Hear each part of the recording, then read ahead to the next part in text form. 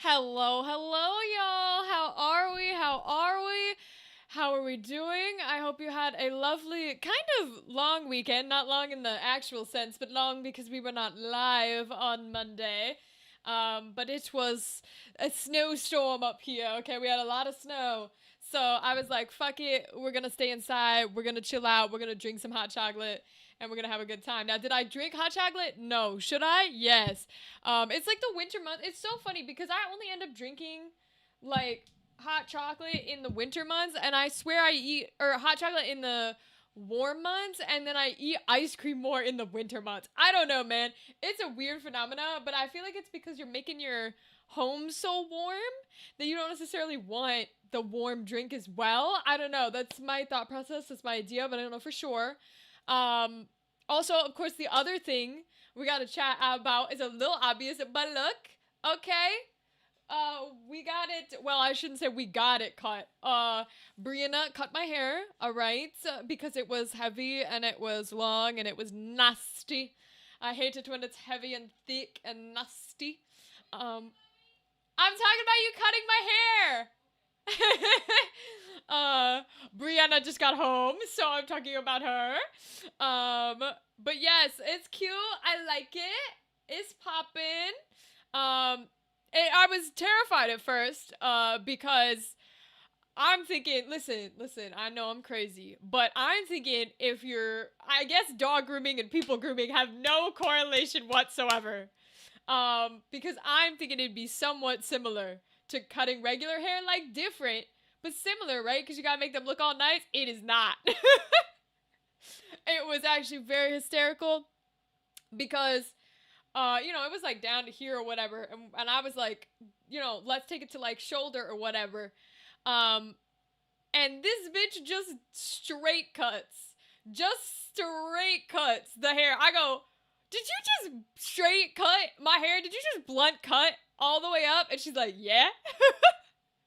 Because apparently that's how you do it with dogs, is you just straight cut and then you do like little flaring out to make it look fine. But people, you don't just straight, especially not curly hair. You don't just do a whole straight line. But it was actually at a good length to where as it's sort of like curling back up and fluffing back up a little bit, it actually looks hella cute. It's like in this little nice bob length. And the shape part looks good. We got to get to the point where we can put designs in it though. That's what we're waiting for because I want to get her on that front. I want to get those designs in. But yeah, it worked really well. And then because I was like, oh, you don't usually do blunt cuts with curly hair. And then also I was like, oh, I don't know how it's going to go with that. What we did was, had her go at like an angle. So she went back in when she was like making it less one length and did like an angle. So this is a little bit higher and then it goes down. So the bangs have that like thing where they sit like a little higher than the rest of the hair. And I'm never sure about stuff like that because I don't do layering. I don't know how like layering and all that jazz works. But since the last time I had it colored, they put like that little blonde piece there, or they bleached that piece. It actually kind of works. Kind of works well. Now you can see the rest of my head needs to be re-dyed because I look striped.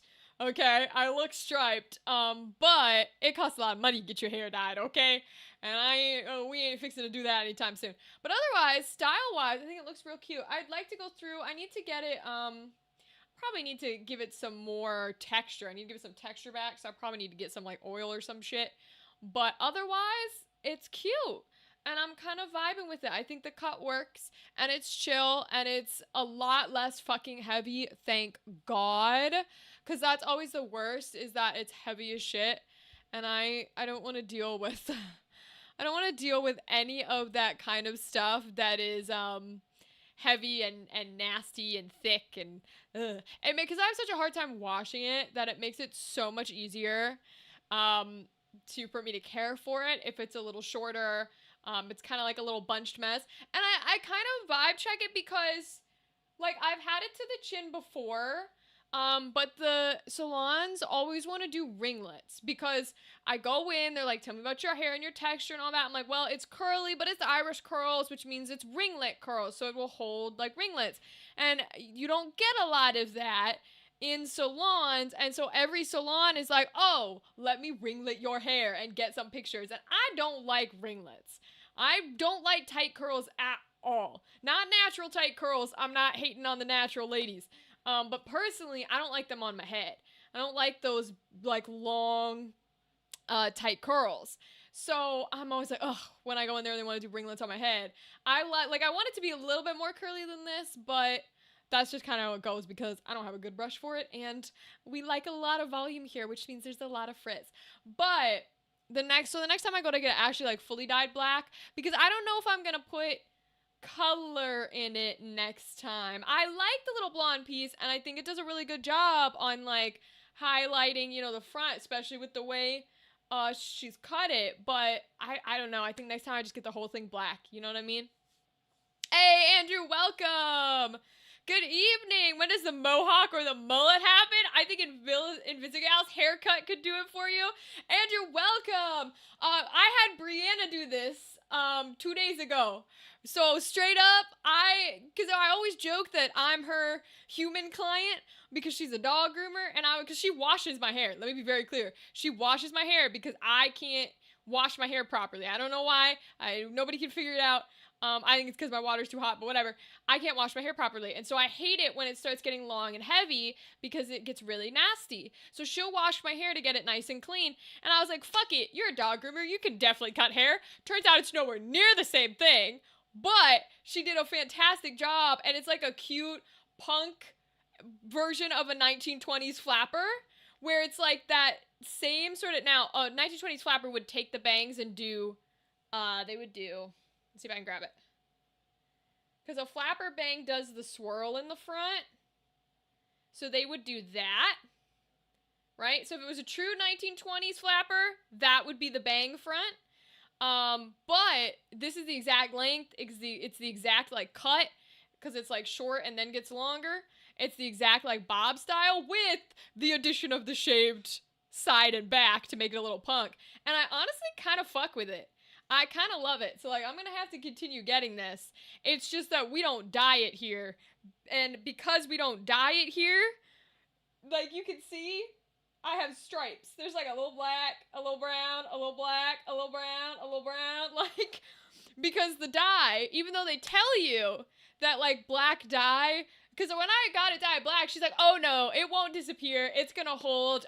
You can't get black dye out of your hair. And everyone and their mother tells me you can't get black dye out of your hair. Once you go black, you'll never be able to change to another color, right, until it all grows out. Maybe for a normal bitch. Maybe for a normal person who doesn't spend an hour in burning hot fucking water every time they shower. Okay? Like, I had it dyed black in July. And this is my root growth, which means everything lower than here should be solid black. And it's not solid black. You see this? That's not solid black. So, you can get black out of your hair. Like, you just gotta be willing to, like, sit in burning hot water. And I like to be really, really hot. Not in, like, a actual heat sense, but water-wise, I do. But so eventually I would probably want to get it re-dyed fully black.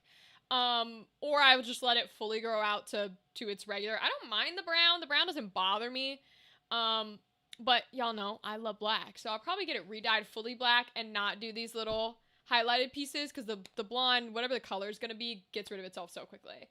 But otherwise I'm fucking with it. I really do like it. I think it's very cute. And it's going to be easier to manage, which is the main thing that we're trying to do. You're born in Minnesota, but this aftermath of the Ohio blizzard, you shoveled 4 feet of snow total. Woo! Driveway, sidewalk, and deck Sunday through yesterday. Jesus, Andrew. That's a lot of snow. I mean, the Midwest used to get all that snow, you know what I mean? But it's one of those things where you're in with the snowstorms, you gotta be a part of it. 0.5 inches all over. So, Andrew, here's the funny part. The only qualm I'll make, which is not her fault because I didn't say it fast enough, was usually on my little sides here. I try to let all these little baby hairs grow as long as possible to cover up this side. Because, no offense, Andrew, this is what we call an old man side. It's where your hairline starts to pull all the way back and makes this like U shape. So I naturally, it's on this side too, except my baby hairs are still long. If I pull this up, that's how far back. You see that? All the way back? That is how far back, it's clear on this one, my old man sides go. They're very big old man balding sides. I've always had them. It's just how my hair works. It's just genetics. But I know what you're talking about when you say like your balding type of energy, because I have the sides, and I just try to cover them. But you can't do that because you guys have like a stronger gene that gets rid of it very quickly. Hi Rythan, feel free to lurk, friend. No worries. I hope you're well. I have the U-shapes represent the old man side. Literally, I have my old man sides. The one thing I will say about my old man sides is and this is a really interesting thing being like on, I guess being a girl in quotes, but being on like the feminine side of like growing up and knowing people. I can talk to a lot of ladies and they all have had something, because of the way society works, that they, you know, were insecure about or didn't like about their appearance, right? A lot of people are like, oh, I've always wanted to change my nose, or I paint my lips a certain way because I don't like how they are, or they're not big enough, right? Or I don't like the way my eyes are, or I wax my eyebrows because I don't like them, or I hate this or that, right? Or I've been insecure about my weight, or I've been insecure about my arms or whatever. And I praise my lucky stars, and I thank the world, because even though I grew up on that feminine, like, lady side of culture and of society, I am the only person I know that grew up that way, that I don't have any insecurities about, like, the way I look. Now, there are things that I would, like, be like, oh, I'd prefer this to that. Like, I'm talking about with the old man sides, right? Where I'm like, I like to keep the baby hairs because I think it looks better than an exposed old man side. But I'm not insecure about my old man sides to where I'm like, I'm not even gonna bring this up on stream. You know what I mean? And I'm very grateful because they do it to women so much throughout, literally when you're just a fucking tiny baby child. They're already telling you you're overweight and shit, or fix your face or whatever it is. I'm very grateful that I still grew up in that, like, being a girl and being a woman for a while type of scenario, and yet I don't have those. You know what I mean? It's like crazy because everybody I know has at least one, and I just don't. But that could also be a part of, like, because I had this shit when I was so little, that it might be one of those things that I was like, well, I had to deal with this since day one, so nothing else bothers me. You know what I mean? Like, I'm so far into the you have to be okay with this or you're gonna kill yourself before you're like 10, that you don't get the option to be insecure about other things about your appearance. You know what I'm saying? So it's just very interesting because, like, I have not ever spoken to a single person who grew up femme and did not have something about their appearance or their body, whatever you want to call it, that they were insecure about. So I'm like, those are the things I'm grateful for. When I think of, like, some things where I'm like, damn, I wish this or I wish that, or that makes me whatever, nervous or whatever, I always, like, you have things that you are grateful for that you don't suffer from. You know what I mean? That's one of them for me. That's very much one of them for me. Because, like, I care about what I look like, but it's not, like, it's not enough to where I'm, like, it doesn't bother me. You know what I mean? Like, on a mental side of it, I'm like, oh, that sucks. Next time I'm going to change that. You know what I mean? Like, if I go and get a haircut I don't like, I'm going to be like, next time I think we're going to try this. But it doesn't run through my brain. It doesn't run through my head. Like, so that's a grateful thing. Hello, my YouTube people. Welcome. Hi, Amy. Hello. How are you doing, friend? I hope you're well. But yeah, it's one of those things that, you don't expect, but you find out as you get older and you grow and you meet new people, right?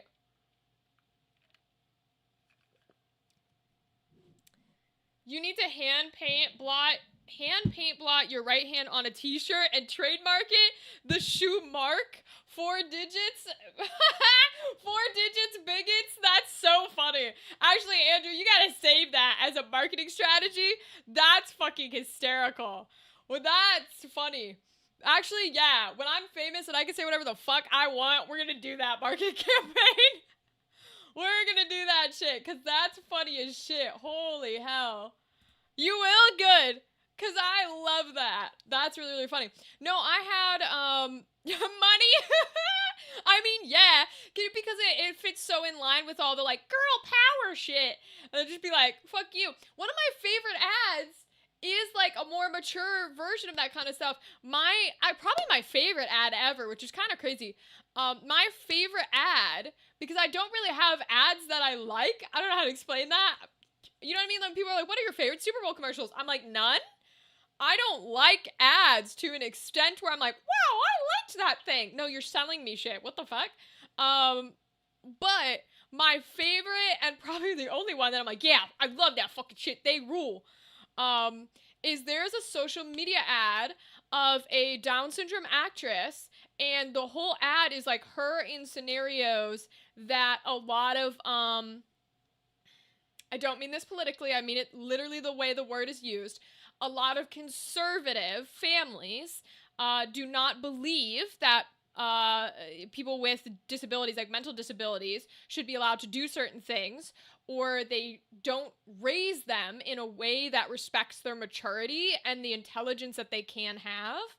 And there's an ad campaign of her, and she's an actress with Down syndrome, and it's her, like, at a bar with, like, an alcoholic beverage being like, you said I couldn't drink, so I didn't. And then it's, like, her riding a motorcycle, and it's, you said I couldn't drive, so I didn't.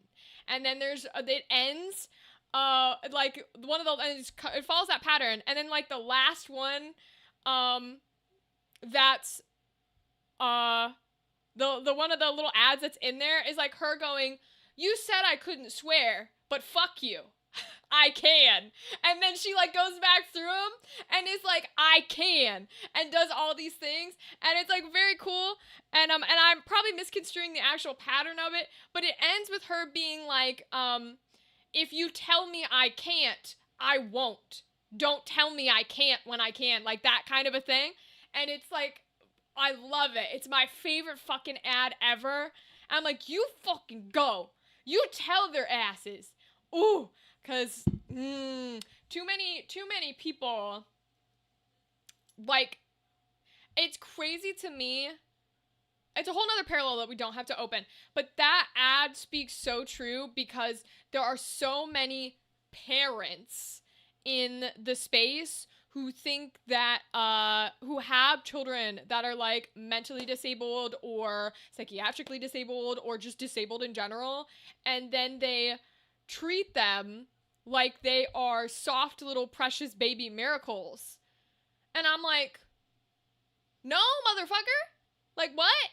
And if they could cure it, they would. I'm like, what? Like, the whole autism speaks nonsense where they're like, every day we research for a cure to autism. I'm like, the fuck is wrong with you? You're just as bad. Well, you don't think it's bad to be, like, against having a gay kid, so that's why you think this way. But you're just as bad as those bitches who, like, would turn down a gay kid. You know what I mean? Oh, that shit drives me crazy. But yeah, I love that ad. That's my favorite ad. I don't remember her name. I wonder if I Google her, because she give a shout out to her, because she's fucking fire. Mouse pads, mugs, can cozies, cell phone holder. Oh, all with the 4 digits bigots thing. That'd be funny as shit. No, and then Andrew, if you're gonna do that, the can cozies and, like, the holders on things have to be shaped like the alien hand. They gotta be that, you know, not just a picture. They gotta be shaped like that. I think that'd be so funny. And the mouse pad is just my hand. That'd be so fucking funny, bro. Okay, wait.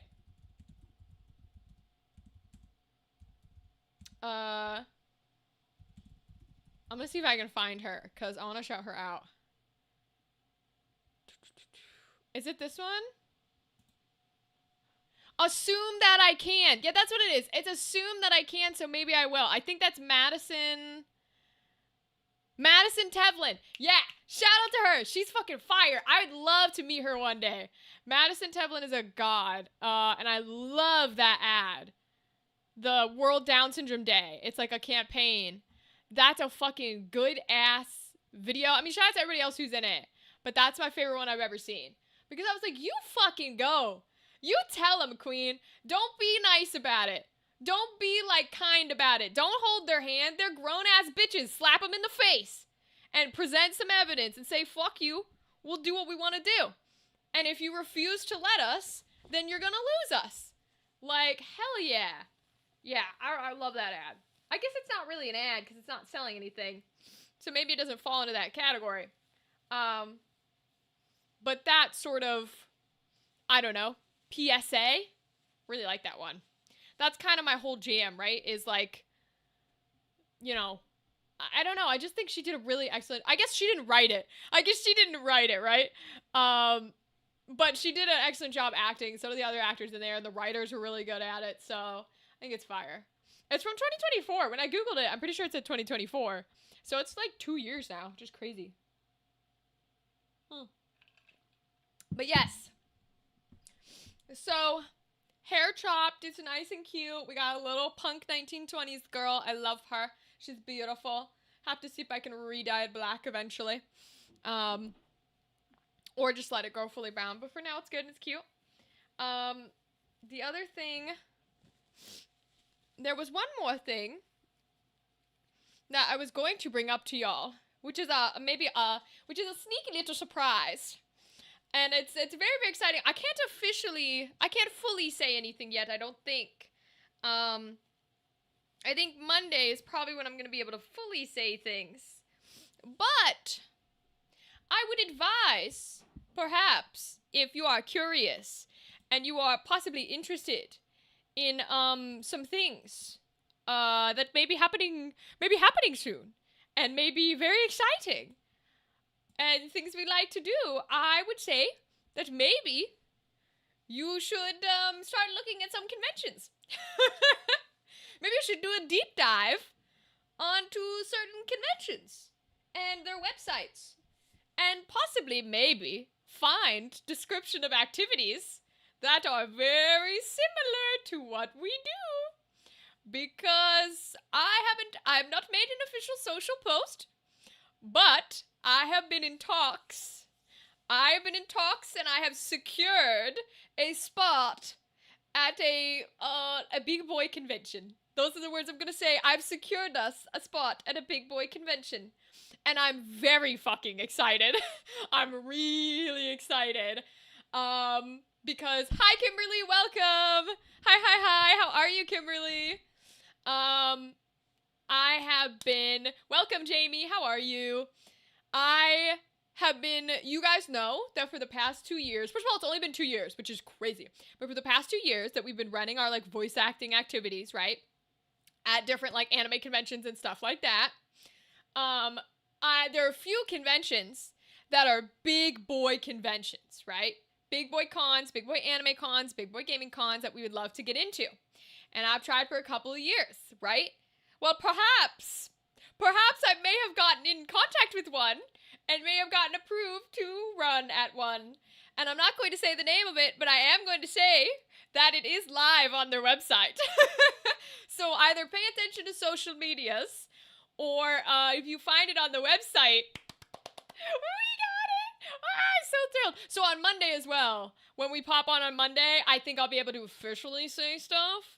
Not that I can't say it now. If it's public on the website, that's why I'm saying this. I'm assuming I can talk about it, but just in case. Because I have not been told whether I can make a social post yet. Yeah, we're into a pretty big convention, you guys. A pretty big convention. My dreams of, like, touring the country, running this event might actually come true. Wouldn't that be crazy? Wouldn't that be wild if I could spend, like, it probably wouldn't happen this year because we're so far, we're not far, but, like, we're heading really close into con season, and so many cons, like, plan their lineups years ahead of time. But wouldn't that be amazing if I could just travel the country, going to different cons and running the activity every weekend? Oh, would be my dream.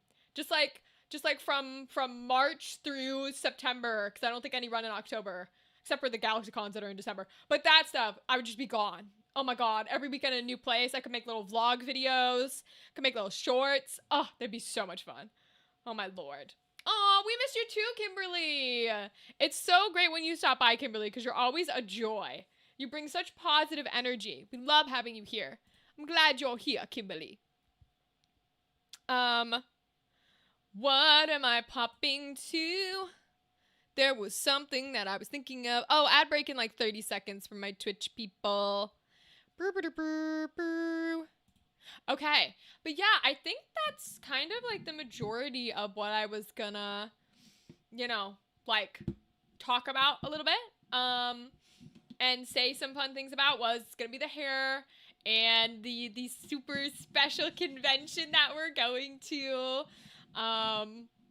And I've got a few more. I've actually got a few announcing in the next couple of weeks. So if you're interested in attending cons that we're gonna be at, the next couple of weeks are like announcement city, and I'm very happy about it. And hopefully with those announcements, I can talk to more cons and convince more of them to bring us there. Okay, that would be the dream.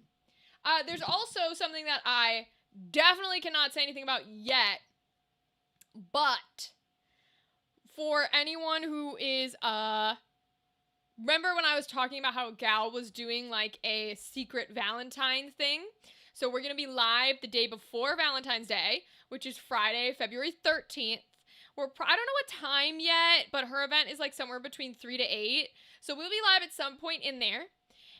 And we are going to be playing Date Everything, because we're going to do some more characters inside of Date Everything. I think it's a perfect theme for like Valentine's Day and sweethearts and all that kind of jazz. And there's one other special, super special thing that I cannot tell you about. But I highly recommend that you tune in on Friday. I will have an exact time closer to when we actually stream. So probably on the Monday or the Wednesday of that week, which I think is like 2 weeks from now, I will determine what time I'm actually going to be live on Friday, and I'll let you guys know that Monday or Wednesday. But there's a super special secret surprise that benefits everybody. Guys, I cannot believe it is happening. that we're gonna have while we play Date Everything. So I really encourage y'all to show up on that Friday for the live stream, because you're not gonna want to miss it. I promise. We're one step closer to our dreams. You guys, this is the year. This is the year that we're talking to people. We're making connections. Shit is going down. Okay, this is the year. And I'm so excited. With the cons that I'm talking about announcing in the next weeks, and our super special thing on the 13th. So just make sure you're there, okay? Because you don't want to miss it, I promise. Yeah, I think it's so funny because I have projects where like I'm not allowed to say anything and I'm excited about them, you know what I mean? I gotta like wait things out. But these are, I've never had ones where I'm like, oh my god, let me post right now, you know what I'm saying? Let me say. So it's one of those things where I'm very kinda bouncy that we have so many secret special things happening.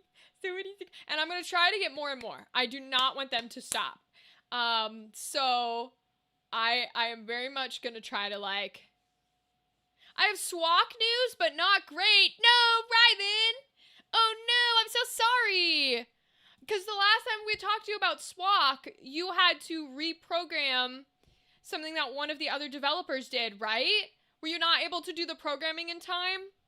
Because it's due, like, in a few days, right? It's due, like, on the 1st of February. That sucks. But will you still get it done? Like, are you going to complete the game? Because I feel like well, it depends on how much work it is, right? And if you're the only one doing it, then maybe you don't want to. But it might still feel better if you, like, are able to complete the project. Oh no, our writers ended up getting sick, so they fell behind schedule. We will only have a demo. Well, demo's not bad. There's nothing wrong with just having a demo. We can still play your demo, okay? We can still play your demo. And we might, that might be the Monday, Wednesday of that week then, since we're going to play Date Everything on the 13th. The Monday, Wednesday might be, or maybe the Wednesday, I don't know. But the earlier streams in that week might be us playing your SWAC demo, okay? And playing other games in the SWAC. Hey, listen, submitting anything Getting anything submitted is better than submitting nothing. You know what I mean? We're going to try to finish the full game by Valentine's Day. Oh, fire! Well, if you get it done, let me know. If you get it done, let me know, because we might still have some time, but that's going to be rough. Yeah, I mean, like, remember, y'all are doing this as a creative project because you like the story and you like the plot and you want to be a part of it. Don't push yourselves too hard. You know what I mean? Sending something in, having something completed, again, even if it's just a demo, is still hard work. It's still a part of it, you know? It's still, like, being accomplished and feeling proud of yourself for being able to do something and how busy and what's happening, right? Because sometimes life gets in the way. And it's okay if life is in the way. Like, there's nothing wrong with that. But I'm sending you good energy regardless for your game, for yourself, for your writers, for everybody involved. Stay healthy, get healthy, and at least put out a demo. You know, we'll play your demo. And if you finish the game before Valentine's Day, that's great. If you don't, that's okay too. I hear you have a podcast. Oh, yeah! Rythan, Gal is teaching me D&D. We did a bit of a podcast last year before I was, like, going out to cons and all that kind of jazz. And Gal and I just would, like, get together and we would chat for, like, 2 hours. And then I'd post some episodes every week. I don't know if I will be... I think I might wait until we're fully done to post them this time so I can, like, schedule them to play during my convention season. So that way there's, like, something consistently coming out while I cannot record, you know what I mean? So I don't know that I'll post them right away, but this past Tuesday, Gal started teaching me, like, the basics of D&D and some of, like, the combat running and, like, how to use, like, D&D Beyond and, like, the map maker or whatever. Did you learn something new? Oh, yeah. Yeah. I don't know any of the VTT stuff.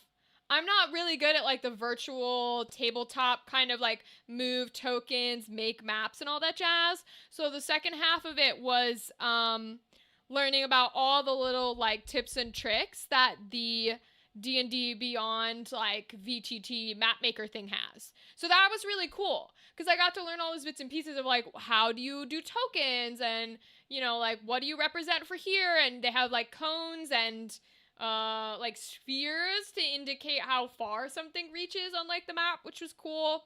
And they do have a set of, like, free stickers, and they have little animated maps, which is very cute. And you can, like, put in an initiative tracker and all that jazz. So it was really interesting to learn that kind of stuff. So we're probably going to be getting together a few times. And because I think she's got a few more episodes made to teach me some D&D. Because I made an account, and the reason why I like this started, like, picking up doing these, like, episodes of the podcast after what we did last season was I wanted to make, like, a start playing account and possibly run games for people, like, run, you know, games through start playing. And I have Daggerheart up there and I have Kindle Obscura up there. I haven't made campaigns for them yet. I'm still working on those two, but I know D&D is, like, the popular one, and D&D is kind of the one that everybody wants. And so I was like, well, Gal, can you teach me how to, like, game master some of the D&D stuff so that I could do it and put it under my wheelhouse for start playing? So yeah, so my start playing account is up and it's functioning. And I think because I was trying to figure out a way, because when I was making my own shows, right, like when we were doing the community Candela shows, and then we had the year last year of not being able to make any show, my struggle has always been I don't necessarily like playing virtually or casually. And that's, like, the better term for it. I'm not necessarily, like, a casual game master or a casual player. They're really, really fucking boring to me. I have no interest in being, like, that much of a casual person when it comes to these sort of, like, games. And so when I was thinking about, like, okay, well, how can I bring this thing that I like to do, which is, like, game mastering, and bring it to other people in a way that I can still be excited about it? And what I realized, like, I made my start playing account, and what I made the start playing account was I can find a mixture of, like, a welcoming casual environment, like, over the table environment, And then what makes me unique, because that was the other thing, was like, I don't want to do virtual games because I'm just another game master doing virtual games. Like, how is that special? What do I bring to the table? Like, I don't want to just be another person, right, doing it. Aw, thank you, Kimberly. I want to run Humblewood again? Hell yeah, that's the little creatures, right, Rythan? Yeah. But I was like, what do I bring? I don't want to do something that is not special, right? Especially as a creator in my heart. Like, I don't want to do virtual shows because virtual shows there's no uniqueness. There's no speciality to them. And so I was like, even if I do like hop on start playing and I do like game master games to other people, like paying people, what am I bringing that you're paying me for? Why don't you just go to the guy who charges like $10 more, but is like a regular game master guy? You know what I mean? He's got like all the sounds and the fancy stuff. So I was like, what can I possibly bring? And that's when I realized that the way to merge this feeling that I have towards wanting to be a bit more serious and a bit more grounded and a bit more emotional and not so casual can merge with what is my unique thing. And so the way that I set up my Start Playing account and what I'm going to be doing as like my first, one-shots or campaigns that I put on there is my tables and my groups, my one-shots that I'm going to run, and I put this in like the player description, the table description, all that jazz, are for people who want a more emotional and serious experience. So like I have a little section that's like, over the table can be like casual. You're welcome to, like have a little drink or eat a little snack, or like, hey, if you need to get up and use that, that's fine, right? But the in-game plot is going to be more serious. The in-game plot is going to be more dramatic, and there's going to be respect for players who want to play an emotional story, who want to role play like a Caleb Widowgast, right? They want to be in the midst of like that big evil bad, and they're emotional, and we're not doing the sandbox. We're not doing the silly little adopt the NPC. We're not doing the, who's the cute guy selling the swords. It's a thorough, like, plot line, kind of like you're getting to be a character inside of a story. And I was like, I think that's my niche. You know what I'm saying?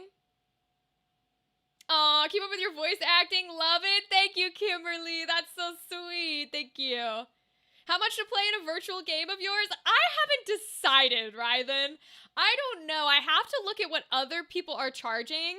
I need to see what the average is and what they give for the average, right? Like, are they doing VTTs and music and tokens and conversations? And so what are they giving for what cost? And then how do I justify that for myself? Because I'm going to go lower than what the average is because I don't have the experience of doing these online with a group of people that I don't know, and we're not filming it for a show. You know what I mean? So I definitely am going to go a little lower until I have some more of that experience on how it works in that method, and then maybe I'll raise it up, but that's sort of where I was putting my niche into. And I don't even know if there's a market for people who want to play games like that. You know what I mean? I don't know that anyone wants to play games like that. So it's going to be more of an experiment. And I'm not looking to have it be like, Start Playing is going to become my income. If it is, that'd be fire. But I'm not looking for that because I don't even know that there's a market for people who want to play a more dramatic, more emotional, more serious story. But I do think that's the way I can bring my uniqueness, because I know how to tell a story that is deep, that is emotional, that is dramatic, that is serious, in a way that everybody that is a player can feel comfortable being vulnerable. Because that's a lot of the reason. Now, there's escapism and stuff too, but a lot of the reasons why people play, when they play like D&D or they play whatever, and they make a silly little guy, or they adopt an NPC, or they go off and do a silly little side quest, or they become murder hobos, is because you don't need vulnerability to do funny little things, and to do silly little jobs, and to do whatever, right? That's not vulnerability. You don't need that space there. You don't have to come in willing to open up to your insecurities. And that's totally fine. I absolutely am so glad that people can just hang out and have fun with their friends. But I know how to handle a space and a group of people who are like, I kind of want to touch. I kind of want to open a little bit of my insecurity, a little bit of my vulnerability, and explore what this feeling is and explore what this emotion is. But if you're willing to be vulnerable, that means that's really fucking scary, right? Because that's literally the definition of that word. So I know how to create an atmosphere that is like comfortable and safe and respectable for people who want to explore those things. Now, obviously, there's some topics that I can't talk about, right? Like, I'm white as fuck. I'm not gonna have a whole campaign that's dealing with like racial prejudice because that's not my place to tell that story. But if you're like I was watching like Private Nightmares season 1, there's a character who is like a gay character, and they have to go into a church, and holy water burns him, and he thinks he's screaming and crying, and he thinks it's burning him because he's a vampire, and of course holy water burns vampires. But in their universe, in the vampire world, holy water does nothing to vampires.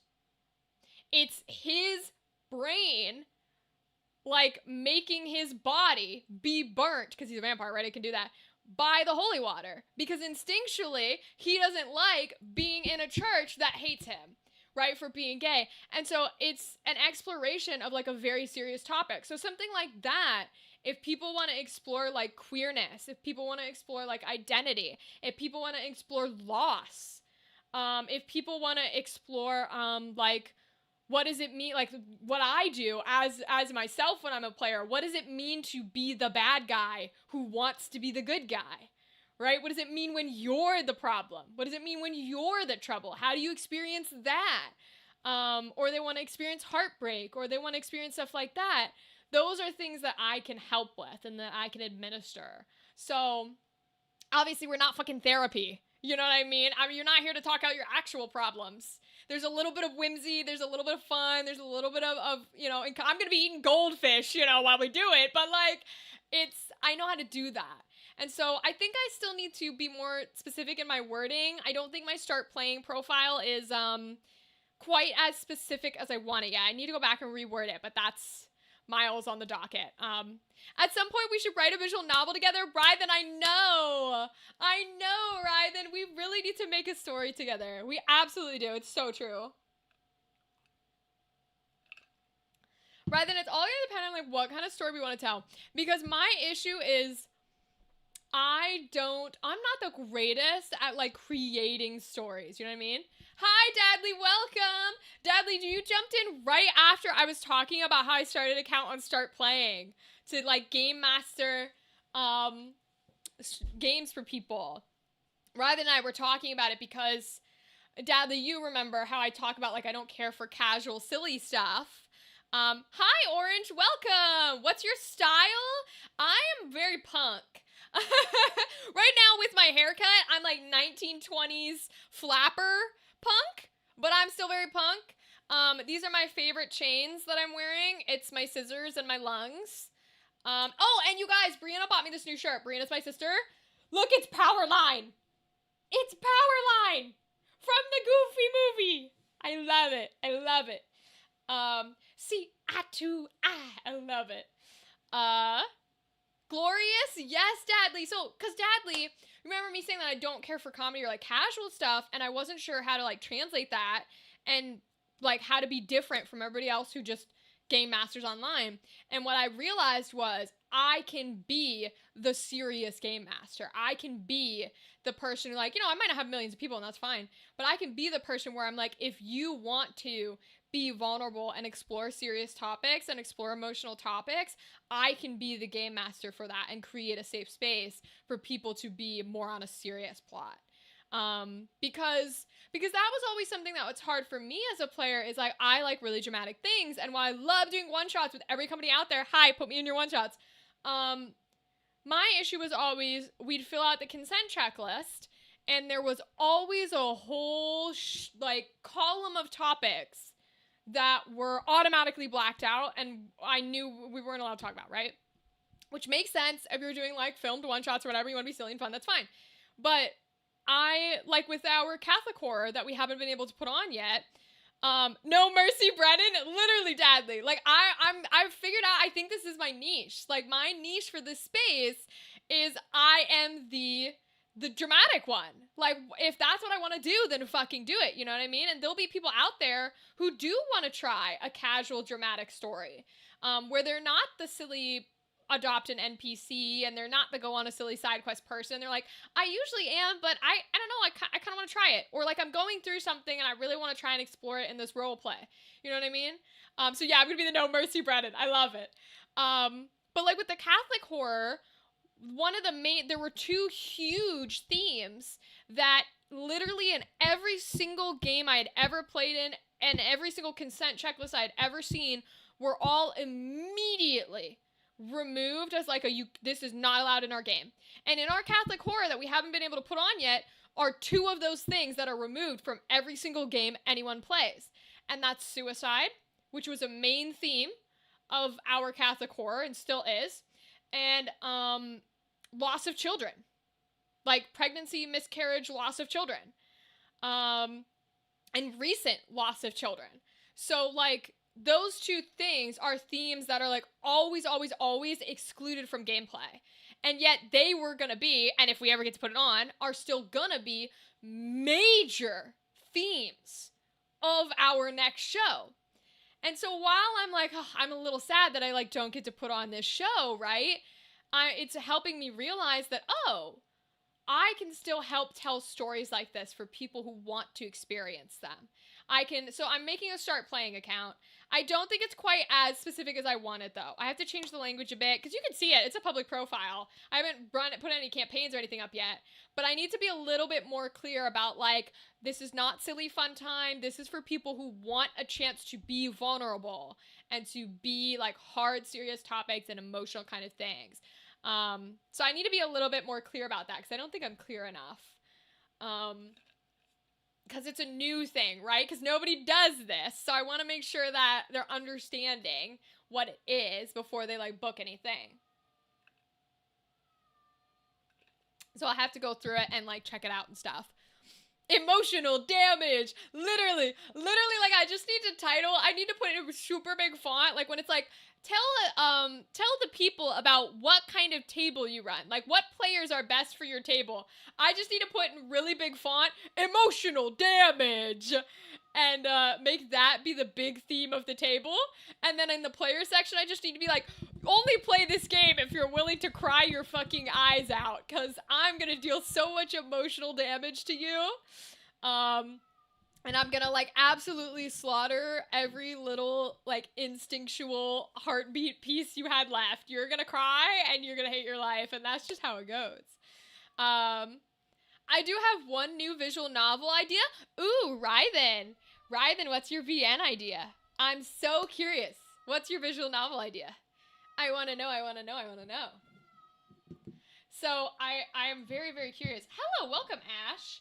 And is it like what's kind of the theme or the energy? Is it I don't want to say is it like my theme, you know what I mean?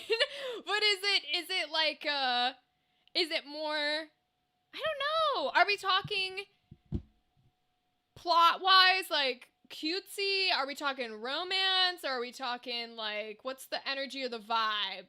Because that would be what I'm curious about, is like what is kind of your whole concept for the VN, if that makes sense.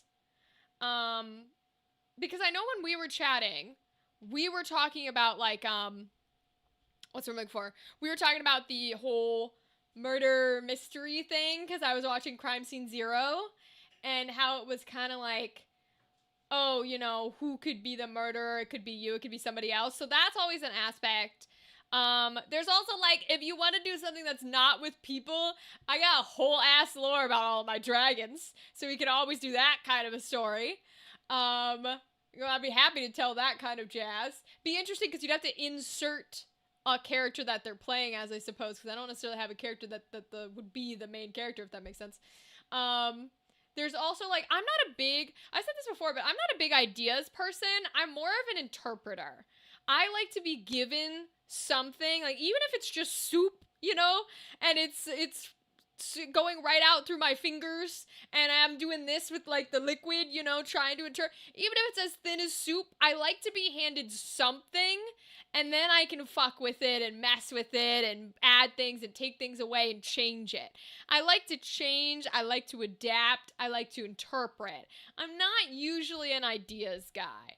I don't usually have like I have this idea for a cool plot or a cool story and I'm gonna write it down. It's just not the way my brain works. My brain wants something that has some sort of an outline or a structure, or even if there's no outline, like a plot, just a basic there's like boy A does thing, which leads to thing, which leads to girl C, which leads to whatever, and then I can mess with it. You know what I mean? You want to do a horror dating sim? Oh, my whole genre? Let's fucking go. The MC's best friend is a secret yandere, have a few love interests, and as the player shows interest in them, they suffer accidents that get progressively worse. Yandere starts changing her hair, her clothes, etc. And then we unlock a second story mode to play as the yandere. Yo, wait, Rythan, I love this idea. This idea is fire. Oh my god. Wait, that's kind of cool. And no, okay, wait, instead of even, so you unlock, like, playing as the yandere, but I feel like when you're playing as the MC, can I throw something at you? Because I've thought about stories that are games that would have this feature. You tell me how you feel and if it's possible. Because again, I don't know anything about actually coding and programming and all that jazz. So I've always thought about, I would love to, because there are very few that do this, to watch a story or play a game, right? Follow a story is what I'll say, where you think you're with the main character, but you're not. Does that make sense? So whether you're following somebody who dies and then you pick up with another person and then they die or whatever, like if it's a zombie apocalypse, you essentially would be following somebody who you think is the main character because you're starting with them. And then they get eaten by a random zombie and someone else, you follow somebody else who's living and then you go to whatever. So if it was apocalyptic, it'd be that way, but it doesn't have to be they die, right?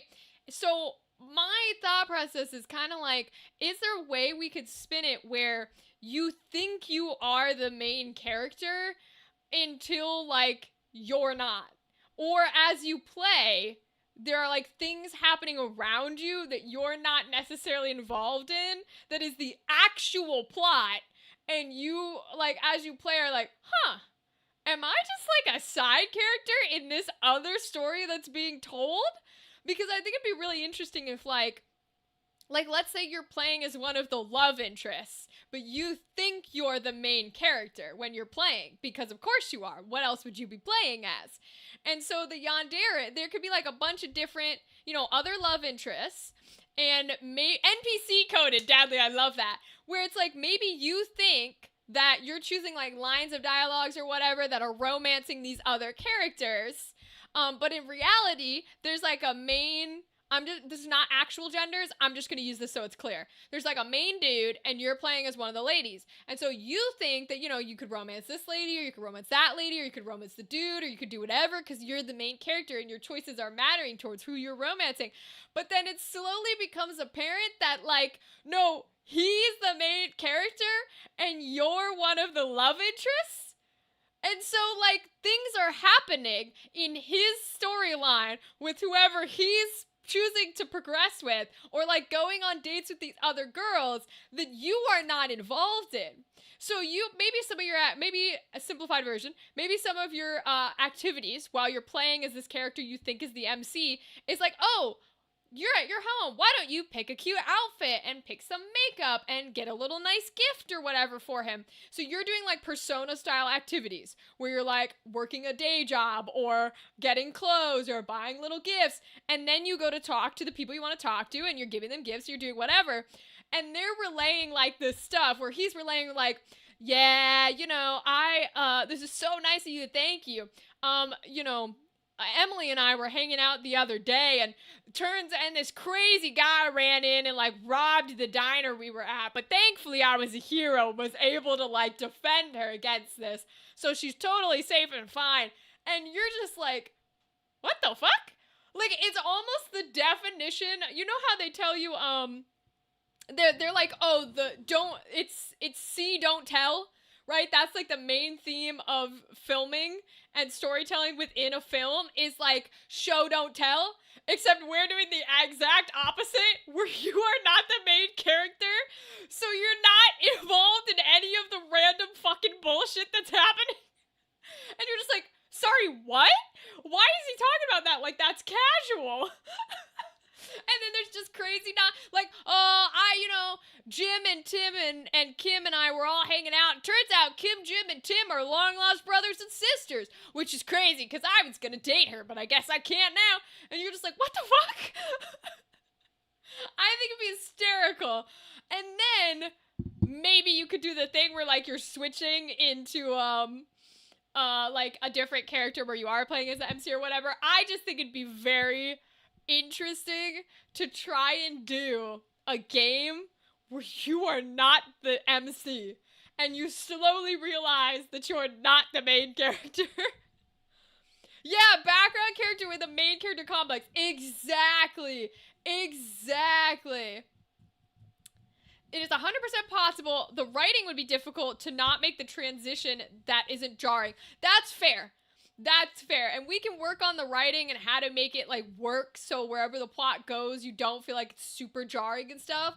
But I just think it'd be so fun because speaking of background character with main character complex, you know those anime pictures? Some of my favorite anime memes are like Spot the protagonist and it's fucking like Yugi Moto with the giant spiked yellow and pink fucking hair, and then all the other characters are like regular brown hair guy in like a white t-shirt and brown pants. And he's like the only one who looks crazy in like a sea of NPCs. You know the meme? Okay, that is what I would want it to be. Is like the main character that you don't know is the main character is like fully has like anime syndrome of like crazy outfit, belts and chains everywhere, like hair to the nines, you know, they look like a main character, and you, even though you think you're playing the main character, look like an NPC.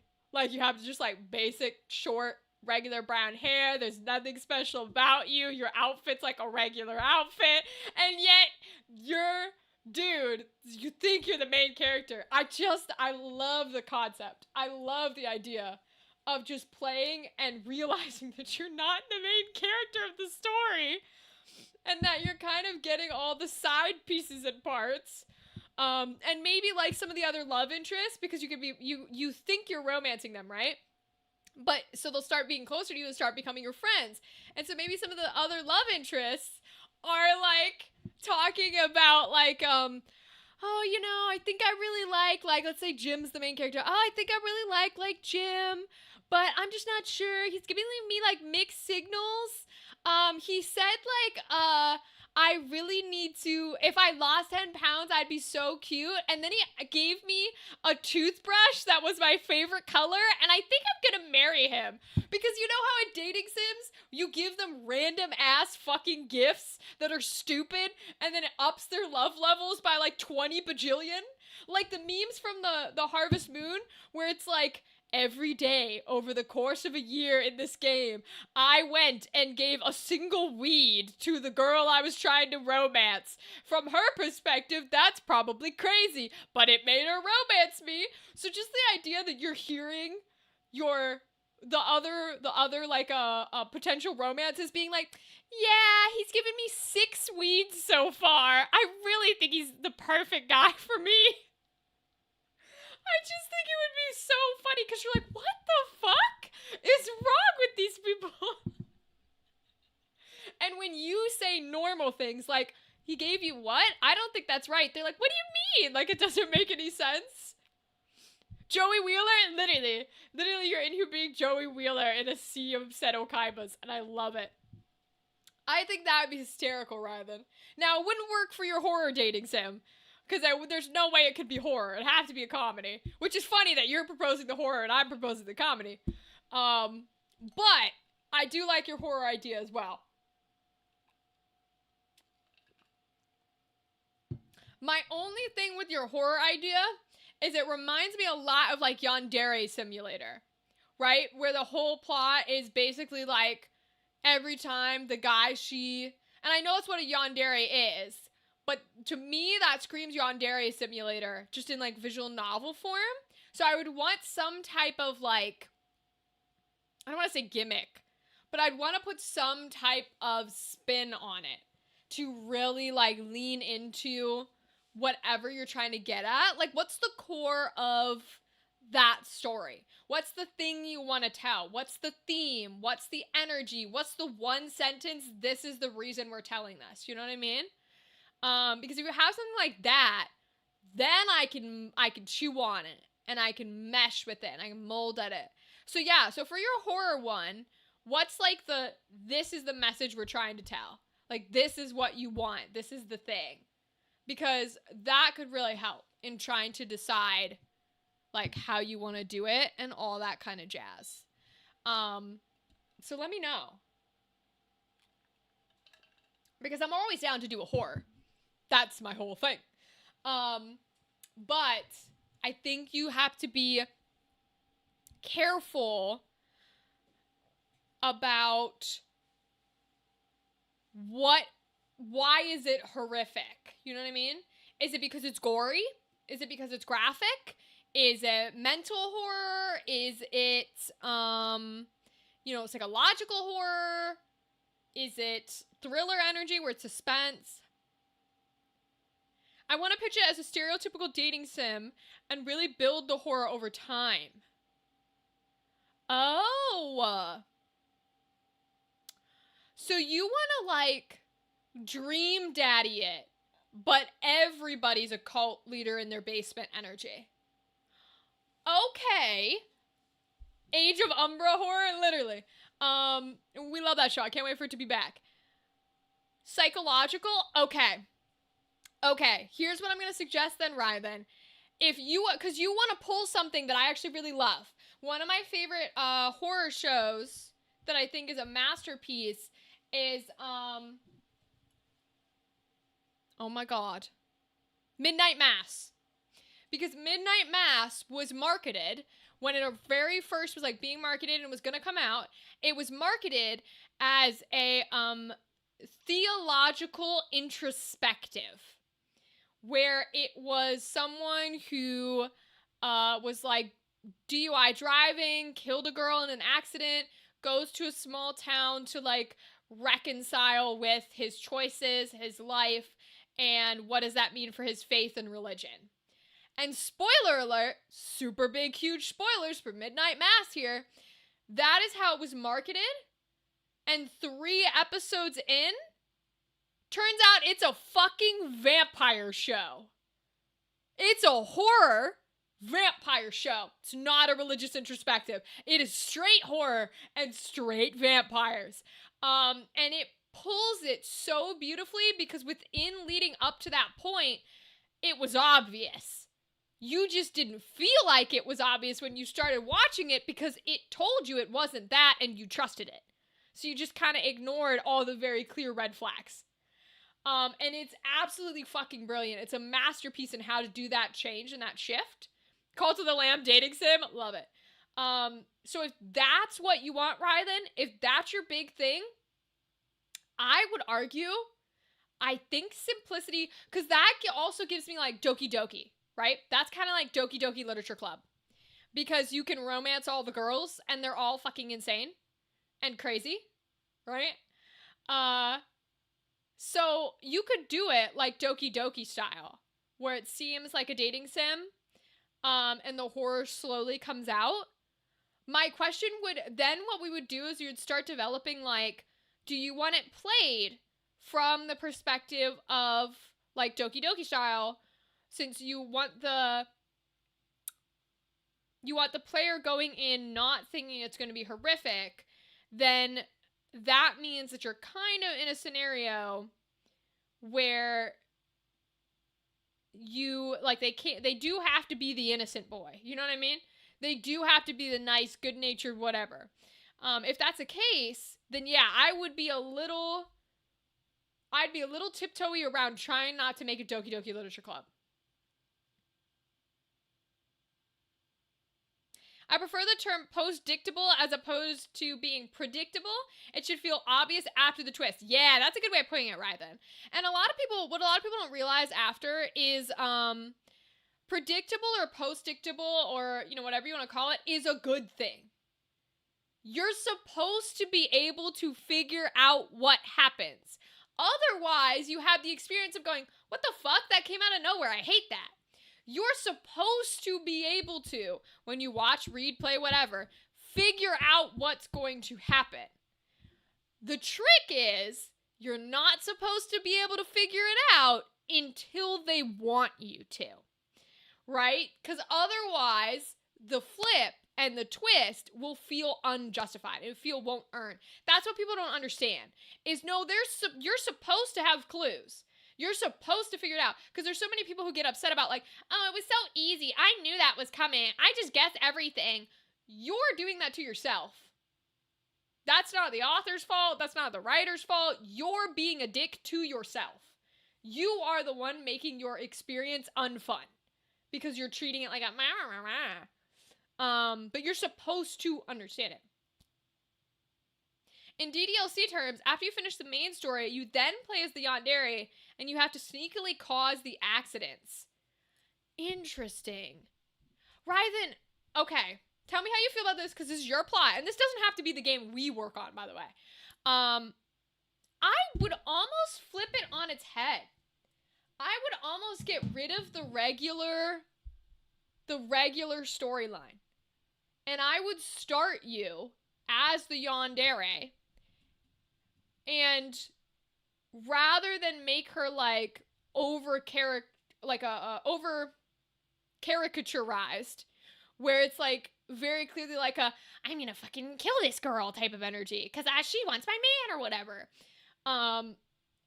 Portray in a way that seems more naturalistic and realistic the obsessiveness and have it lead to worse and worse choices.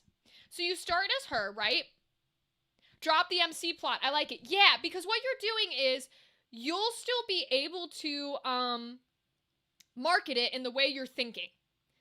And it doesn't have to be a full dating sim, right? But you can still market it in an innocent way. You can still market it as like a little love story, or who will he choose? You can market it as like you're one of the, have you ever considered what it's like to be one of the love interests in those dating sims? Now you get to play as one. Can you win over his heart before the other girls? Right? You can advertise it that way where people don't know what's coming. And what you do is slowly as you play, this is a little bit of what we talked about. I don't remember which game, but this will pull in some of those ideas of like slowly as you play, right? When you start with her, there'll be things where she'll be like, maybe she's writing in her diary and she's talking about like, there's this boy in my class, you know, like Tim, and I really think he's like super cute or whatever, and I'd love to get to know him more, and my goal over the course of this school year is like to ask him out before the year ends. And when you're playing as the MC, starting with a diary entry like that, you're like, oh, okay, so we knew going in that we were going to try and romance this boy. Tim must be the main character boy that we're trying to romance. Then you'll slowly meet the other love interest where she's like, oh, that's Carrie, who like does the sporty one that does football, or oh, that's Tracy, who's like the popular one. And you're like, oh, okay, those are my other like rival love interests. Okay. And just slowly as you play, your choices start getting a little more intense. But your character voice finds them justifiable, right? So because the first time you start doing those things, let's say one of your choices is, oh no, Tracy, who did I say the first one was? Stacy or whatever. Stacy, the sporty one, is talking to Tim. And he is going to like invite her to whatever. And I need to stop this before he invites her out on a date and starts dating her. And maybe your choice options are like, just let it be if you're the right one. Like this could be your first choice. You love that? Okay, yeah, because this is what I'm thinking, right?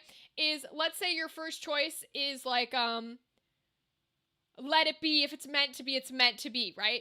And then your right choice, because I'm just going to give two for right now, is, listen in on their conversation. And so let's say you click like listen in. Okay, we listen. And this one can be a fake choice. Maybe if you click the other one, you catch a little bit of what they're hearing anyways. But we listen in a little bit, and you hear some dialogue of Stacy being like, yeah, I'd love to go to dinner with you. Like, where can we go to dinner? And he's like, oh, let's go to like such and such place.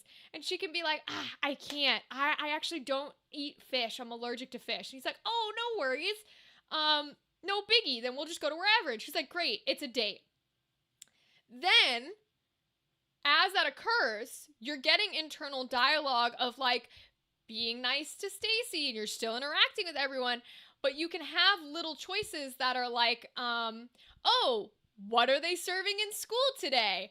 Oh, they're serving like fish. Or what do I pack for lunch? Do I pack sushi for lunch? You know what I mean? Or I pack and so you start getting little choices that are like, oh no, I forgot she was allergic to fish. Why did I give that to her? But it gets more and more obsessive to where she's like, allergy exploitation was on my to-do list. Exactly, right? And then one of them could be like, oh, you know, if it's Tracy, it's like, Tracy just always looks so pretty and perfect. Yeah, tuna sandwich. Yes, exactly, right? And maybe it's even like the justification can even be like, maybe Stacy comes over and is like, oh, I totally forgot like my lunch today and I'm running late. I don't know what to do. And you're just like, oh, do you want a bite of my sandwich? Right? And you as the player also might not remember that it's tuna. And so she has a bite and then shit goes horribly wrong. And you as a player are like, oh no, I forgot. And the character you're playing as, the little yandere, is also gonna say in her little spiel, oh no, I forgot. It's just you don't realize it's in a different tone until it starts spiraling, right? To more and more severe things. Or if they're standing by a water fountain, right? Or maybe the popular girl has coffee. And it's like, she's like talking to him and I really feel a little jealous. What could I do? Maybe like the I walk by just to get like listen in option is you choose that option and you're like, okay, I walked a little closer. I can hear them saying some stuff. And then she bumps into Tracy and knocks the coffee all over her. And your character, having done that, is like, oh my god, I'm so sorry. Like, I accidentally bumped into you. And is all like, oh, I didn't mean to do that. And you as the main character will think that that's the case. You might even be a little mad at the game and be like, I didn't pick that. Until you start to realize that, yeah, you did. Because you didn't have a choice. Oh, I have to really space the moments out, those first moments, to make it a bit more forgettable. Yeah, that's going to be the key, is like, they have to seem as innocent as possible. And it's fully okay. Like I said, sometimes it's fully okay if the player thinks that, like, it's a fault of the writing or it's a fault of the choices. Like, if they think they're being telltale, where they're like, I didn't tell him to say that, that's okay.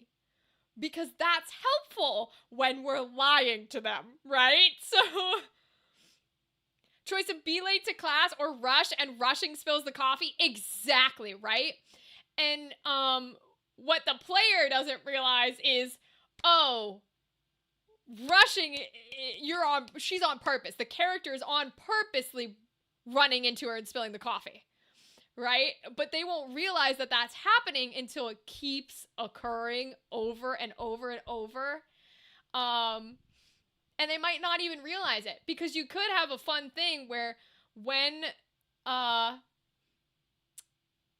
the character you're playing as, like, maybe finally gets confronted by one of the maybe, and this depends on how we feel, it might even be interesting to not even make it like a multiple love interest thing.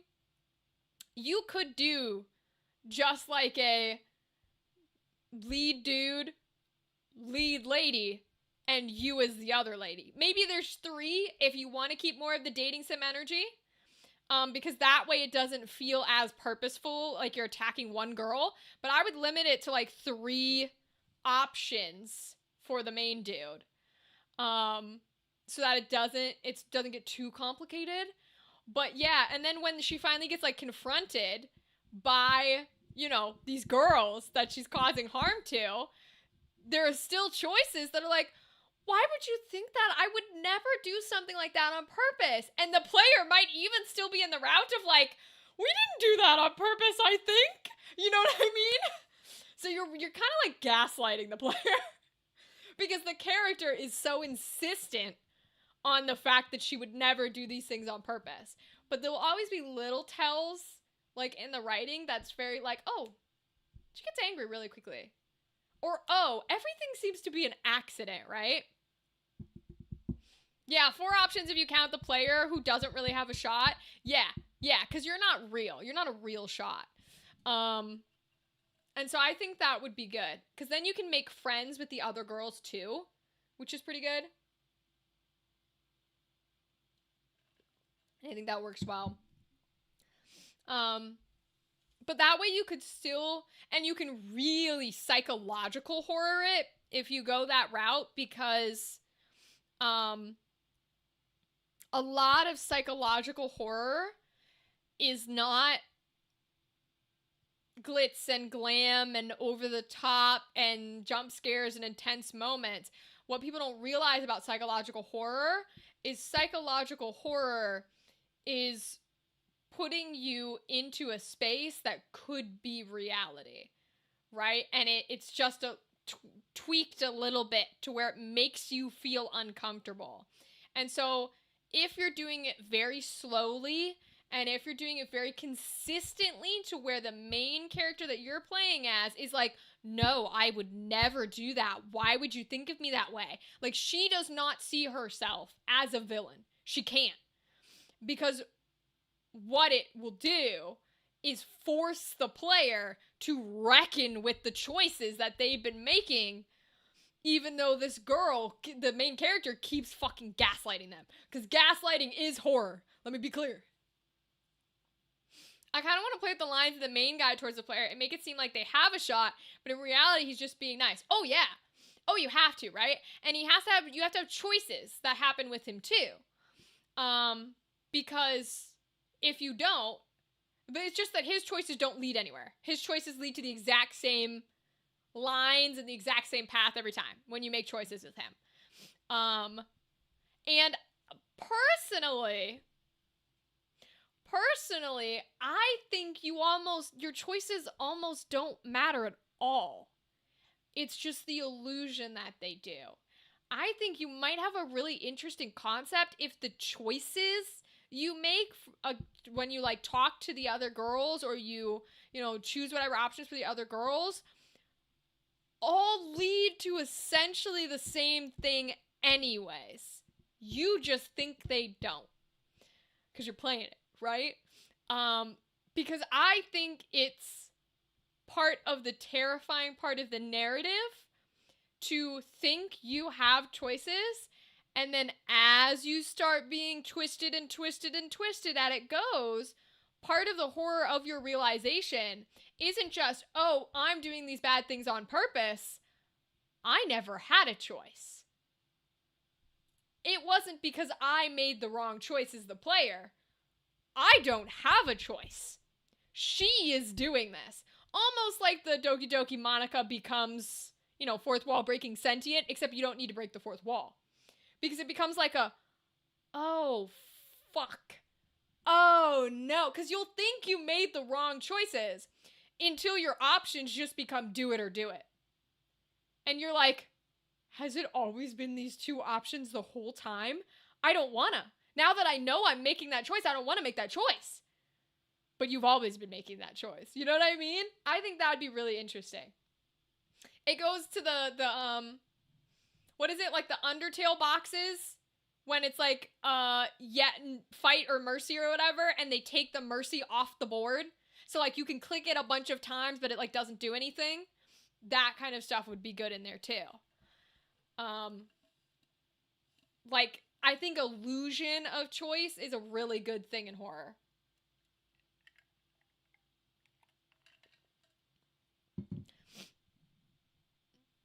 Do you remember the mouse effect I used in the road less traveled? No, you're talking to somebody with no memory whatsoever of anything.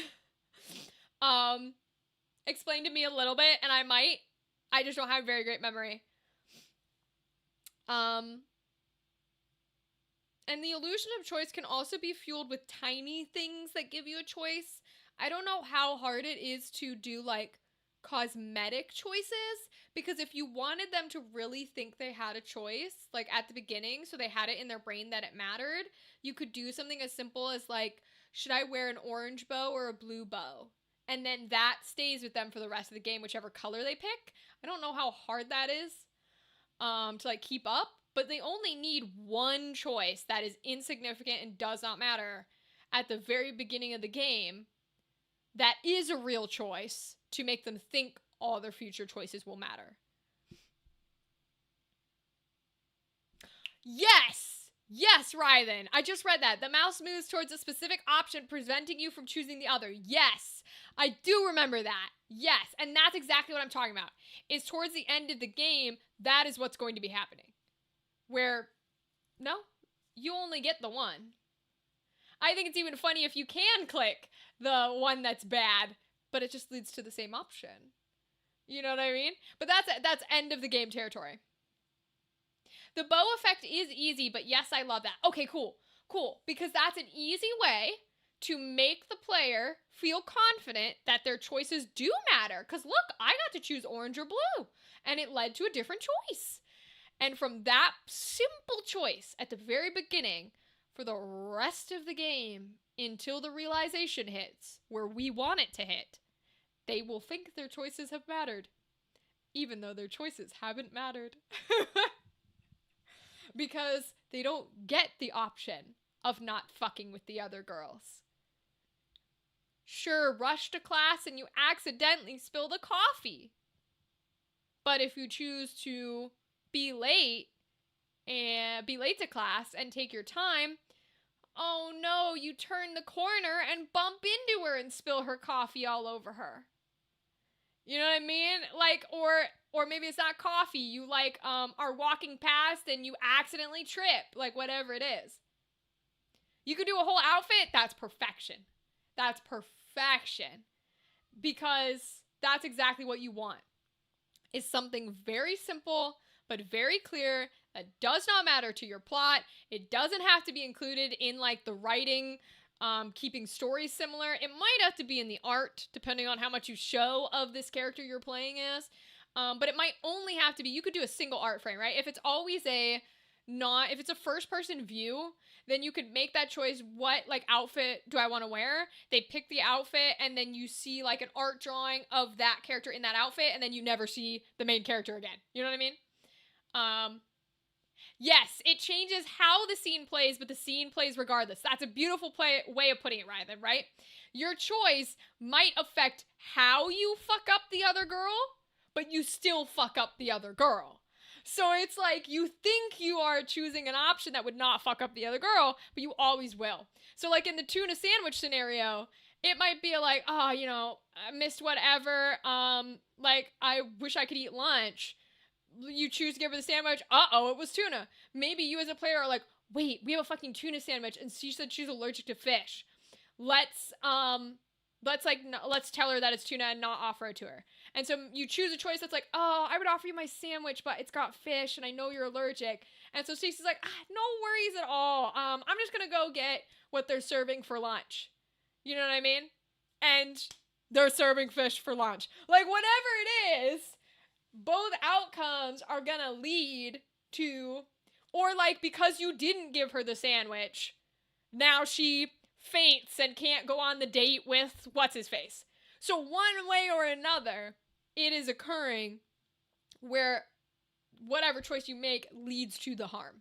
And then the harm just gets more and more severe, to the point where, like, as the year ends, it's like he's mine and he's all mine. I think it would be even interesting because a lot of dating sims will end with, like, you get the person you're going for and that's it, right? So I think it'd be very interesting what if you play past that point, right? So what if you get him and you're dating.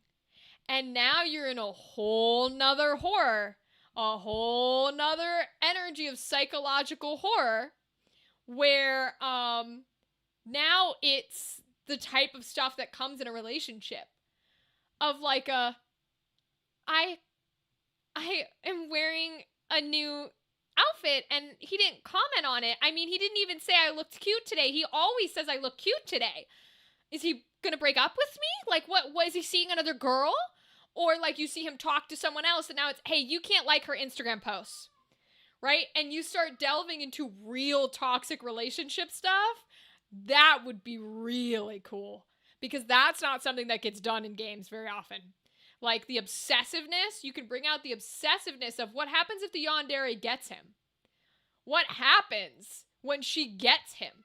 And now she's in charge of this like warped relationship. And she starts putting these things in where you as a player are like, whoa, he's allowed to have female friends, but you're playing a game, so maybe they are cheating because it's a video game, and you know what I mean? So like, and you can make them very suspicious of like, oh, I saw them talking to each other. Well, let me just look at his phone because his phone will say anything. And there are texts between them, but the texts are very vague, right? And so but she's going to read into them of like, well, why would they talk like this? And so it's like that kind of a thing. And it's like a whoa. And you start you're like the toxic person in a toxic relationship with the toxic mindset. I think that'd be really cool. Ooh, we have jokes. Andrew, what do you call a wizard who can't stop telling jokes? A punderful sorcerer? That's cute. Oh, we have an ad break on Twitch. Why did the rogue break up with the bard? Too many strings attached? Andrew, I like that one. Save that one, Andrew. I like that one. That one's fun. Rollback might have to be disabled so players don't immediately go back to try the other option. Yeah, I agree, Ryben. No rollback. I think it would be okay. That would be the question of save points as well. Do you make them able to save at any point? Where they can just like save right before they made the choice and then go back to where they made the choice later. That would be a question.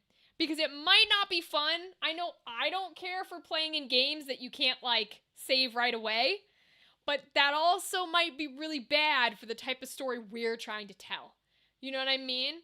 So we'll have to consider on whether the mechanics of being able to save and go back matter more than telling it to the story.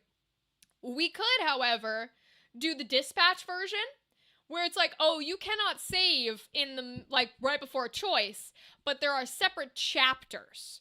So if you're willing to go all the way back to the chapter beginning, you can play the chapter over, and if someone's willing to do that much work, then I'm like, all right, go back, see the different choice, and do whatever. You know what I mean?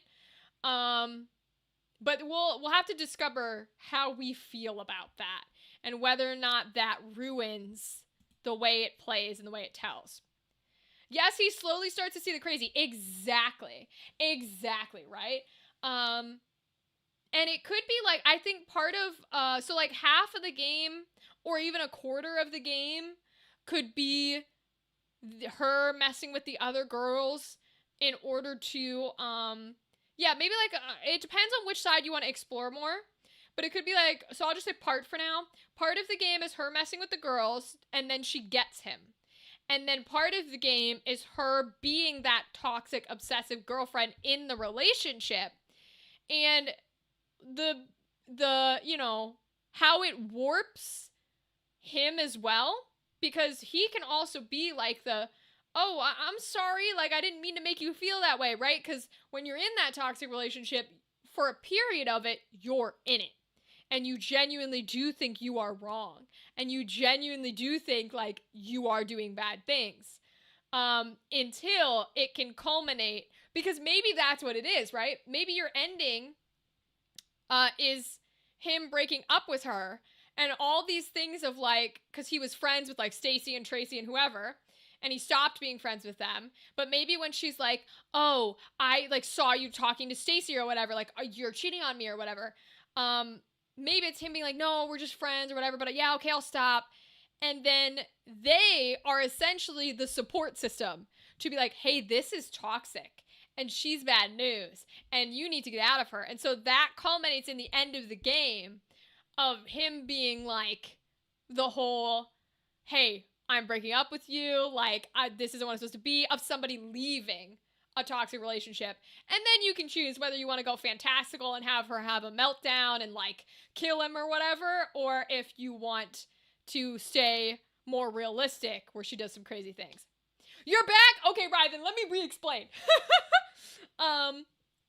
Okay, so Ryden, what I said was, we don't necessarily do 50-50. It kind of depends on what you're more interested in telling. I kind of am more interested in telling the relationship idea, but basically, first part of the game is the very subtle, the you don't realize it, we're messing with other girls.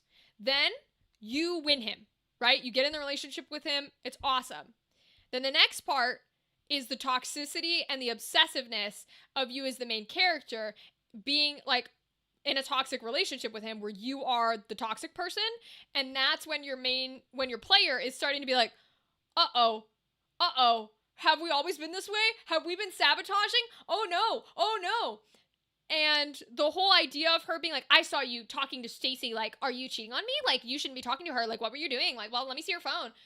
Those little moments can actually be in the back plot line that she doesn't know about because you're playing as an obsessive character.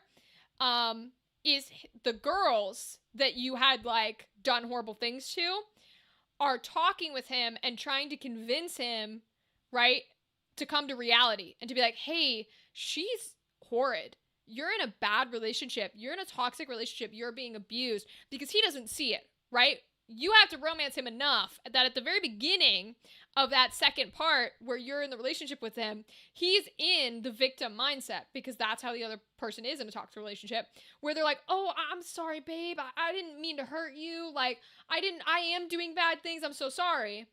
And so when he starts, like, talking to, like, little bits with, like, Tracy and Stacy or whatever, and your obsessive main character is being like, he's cheating on me, he's doing these things, I'm gonna take a phone, while you're doing all the crazy things, what the plot is actually happening is that they're helping him as a support group coming to reality that you're horrid. And then you end the game with him being like, I'm breaking up with you. You're like, this isn't healthy. You make me feel this way. And that's the ending where she has like a fucking meltdown. And that's sort of your emotional and like crazy ending, which is really, really fun. And you can go crazy with it where she goes like full on killer mode, or you can go, straight, just like toxic spiral. That's up to interpretation how we feel. But I think that's the good outline structure, is market it as a win his heart, as a dating love option, win the protagonist's heart. Yes, I want her to snap. Yeah. So that ending is the big snap point when he leaves and is like, no, I'm breaking up. I'm out of this. Don't contact me. Don't find me. I'm blocking you on all platforms. That's the snap. And it might feel a little weird to not have her snap until the very end, but I think that's important, because I think the majority of the horror in your game is the player realizing what is happening. And so you don't want that big crazy moment until it's the payoff and your player is finally here for it. You know what I mean? So I really think putting it at the end is the best place to put it. If I can't have you, no one can. Exactly. So she just has a whole reckoning at the end. And that's when you do the things of like moving the mouse to the other option and not being, I think even in the reckoning point, at some point she's like, no, there is no choice. Like, you get two choices and then you don't get them. They get taken away from you when you go to try and choose, because she goes, no, there is no choice. If I can't have him, no one can. And you're like, oh no, I've lost all control. I think that'd be so much fun. Yeah. I love this idea. Ryden. I think it'd be really chill. And I think it'd be a good horror. And I know, like, I can get a good voice acting crew together. I don't necessarily have connections to artists, so we'd probably have to scout artists. And I can write a little bit, like, I can write somewhat. I do dialogue. I'm pretty good at dialogue, but actual plot is a little bit harder. Although we've kind of spaced out an outline. and Rachel gets to voice in the game. Oh, let me be clear. Let me be clear. If you think I'm not being the toxic ass bitch, no, I'm being that bitch. If you think I don't want to be the girl who snaps, oh my God, I want to be the girl who snaps. Now, if we find another girl who can do the innocence better than me, she's doing it. Hands down, end of story. Because I can play innocence very well. My voice type is not something you would expect for innocence. My voice type is not the sweet, soft little gal. That doesn't mean she has to be. I think we should break norms and break stereotypes, but I would always audition for all characters before doing that kind of jazz. But hell yeah, I'd love to play the bitch that snaps. Are you fucking kidding me? I'd love to play the hoe that snaps. However, when I was in a dating sim, you want to know who I got cast as? Because I voiced in dating sims. You want to know who I get cast as in dating sims? Not that. I've been cast as two separate archetypes. The sporty masculine one, which clocks with how I sound, and the rich bitch. Those are the two archetypes I am in dating sims, and I love them. So I'd be more than happy to be one of the other love interests who gets absolutely fucked with. If we find a good person to play the lead. But yeah. Because if she does snap and she, like, kills all the love interests, I still get to die. Like, I still get to scream. I'm having a good time. You know what I mean? And I can voice direct, which is good for my skills as well, so. But yeah, I love this, Ryden. Sounds like a fire concept. Fire. Write it down, because you know I won't remember. You know I won't remember, King, so write it down. Because we should make this. We should absolutely make this. I think it sounds like fun. But we'll put it on the docket for after your... Because I know you were going to have the SWAC issues and you're still working on your own game. So put it on the docket. Make sure you remember the plot and all that jazz and what we talked about. Because I won't. And then we'll get to work on it. Robbie Damon as the boy would be my dream. Robbie Damon as the boy that you're trying to romance. Oh my God, that would be my dream. That would be my dream. It's just like, he's just like, oh wow, okay, cool. Why did I make him sound like that? But he does. Oh my God. Y'all, I was watching the new season of Matlock, the 2025 one, which by the way is fucking good with Kathy Bates. Love it. Christian Navarro's in it. He plays, like this, unfortunately, he's like the only case they lose, which speaks to modern day times. But he plays one of their clients for an episode. Oh my God, I saw him on screen and I went, my gay daddy? Hi, Christian Navarro. And everybody was like, what? What's he from? And I was like, you wouldn't know, but he's Hector in Date Everything. He's our boy. He's our lad. Oh, it was so much fun getting to see him. He's playing a lovely gay man. It was fabulous. Yeah, it was great. It was fabulous. I love seeing actors I know. But yeah, bro, we can't afford Robbie Damon, okay? But if he wants to, it'd be fun making a horror like that. I'd be down for it. No, we'd do indie folks. I think I specifically would push for casting indie voice actors. Because I think we want to give them platforms, you know what I mean? Want to give them spaces to like build on their career. That's kind of the whole energy. So I'd probably do that. But I did find a male voice actor recently. Fun! Did you find him, like, just to have him on your roster or for something you're working on? Because I would definitely voice direct it. Even if I'm not in it, I could voice direct it. But that's for far down the line. You gotta get, like, everything done first. You gotta do programming. You gotta do writing. You gotta do artwork. The voice acting's last. You know what I mean? Because that script also needs to be done first. He joined the alchemy server and dropped his card in there. I found it for the alchemy game. Ooh, that's fun, Ryden. Hey, thank you for rating. Hello, friends. Welcome, Mr. Nala. How are you? Yo! Woo! We love a raid, and oh my god, I love your emotes. They're so cute. Oh my goodness, they're so cute. Hello, I'm good. I'm glad to hear it.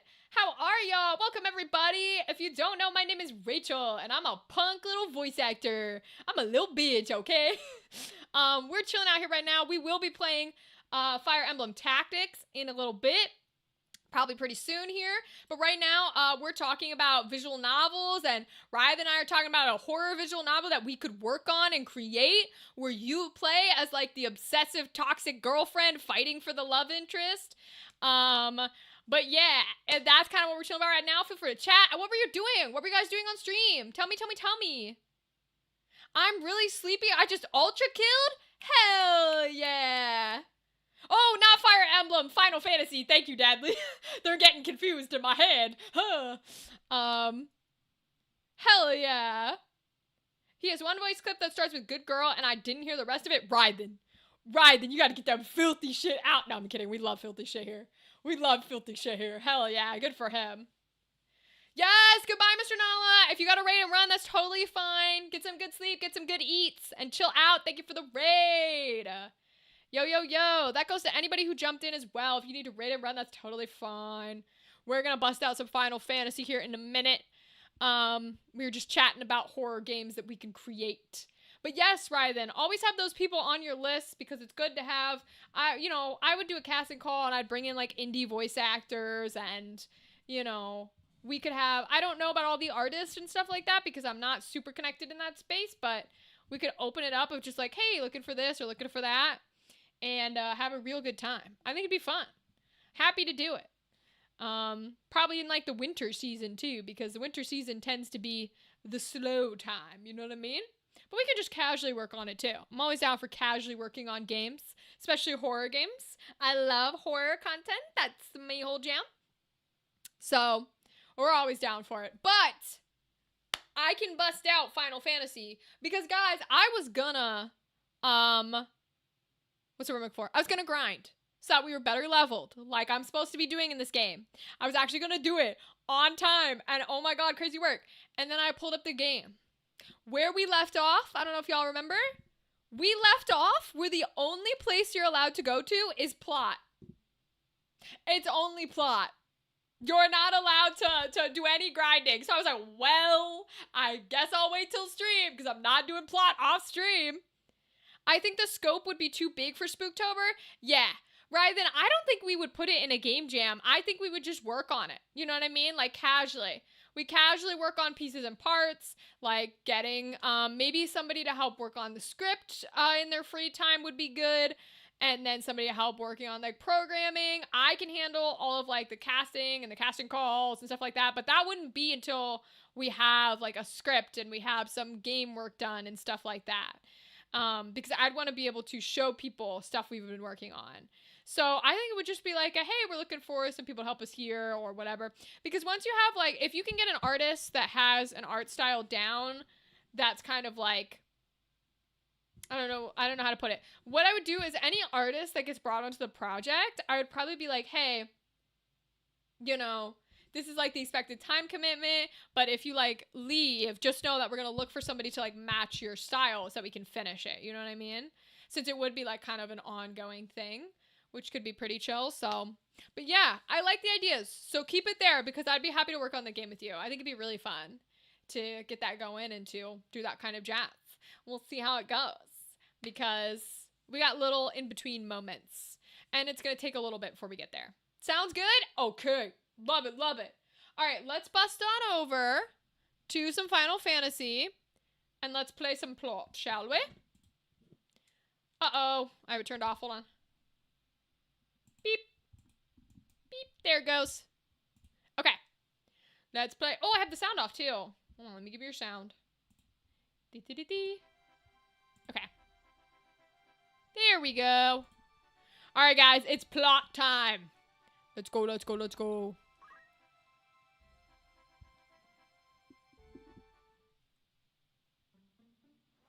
We're running back to save Lady Agrias. Or Agrius. I'm not sure how it's pronounced. I always do it wrong. If the rumors are true, the city should be free of Lionel's griffins. Oh, the chocobo. Fuck the chicken. Eat the chicken. Delita? Delita! What are you doing here? Uh-oh. We have ears in many places. Few things escape our hearing. Our? I say this for your sake, Ramza. Return to Egros. Delve no deeper into matters of royal maidens, or those of sacred stones. What have these ears of yours been telling you? You think to save a princess from a burning tower. In truth, you would but set her on a higher floor. There is only one person who can truly save her, and that is what I will do. I don't know. What do you mean, Delita? It's simple, really. Noble endeavors do not always reach the end we desire. You cannot save the princess, however hard you might try. Delita, we're not killing her. I don't give a fuck what you think needs to happen for the good of mankind. We are not killing the princess. And we are not killing Lady Agrius. You do well to remember that. Wait, Delita. What is your end in all of this? I fear I do not know. The Dukes Larg and Goltana, your brothers, and all the rest. Will fall. They are all of them swept up in a mighty current. A current they cannot see or feel. I simply swim against it. Nothing more. I don't know about that. We'll meet again, I should hope. I like him, but I don't think he's necessarily on, like, the good guys. You know what I mean? Delita! Wait! Like, our brothers are the bad guys, but I don't know, man. I think he's just part of the revolution. You would use the princess as bait to regain the stone? I would not expect such cunning of a man of the cloth. You've some gall to speak, sellsword. It was you who let them escape. That I don't deny. But it was not my task to stop them. Ooh, good point. Still your tongue, Ludovic. We will hand Princess Ovelia over to Count Dystag as promised. That much serves us both. Whew, okay. But it is no concern of mine if those who know the truth of her kidnapping live. I had no hand in it. Damn! That's the one thing about being on the evil side, is they look out for themselves and no one else, man. Be that as it may, the Beowulf boy, Ramza, has chosen to aid the gem thieves. If we use the princess to lure them out, we get two birds and one stone. Ha, cute.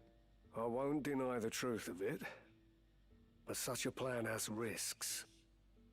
Hardly words I would expect from Goffard Gafgarian, the Black Bull. Your reputation would not cast you so craven. I am cautious, your holiness. A soldier does not live to become old and grey, charging onto the field of battle unawares. That's a fair point. Very well. I will see that every possible precaution is taken. And let us sprinkle a trail of crumbs to ensure they find our snare. I'll assume responsibility for the rest. You do well not to rely on that bungler anymore. Damn. How dare you! I shall leave the matter to you, Gafgarian. Your Eminence, you jape, surely. He does not. Go in the light of the gods. Ha! I fear their light is lost on this old sinner.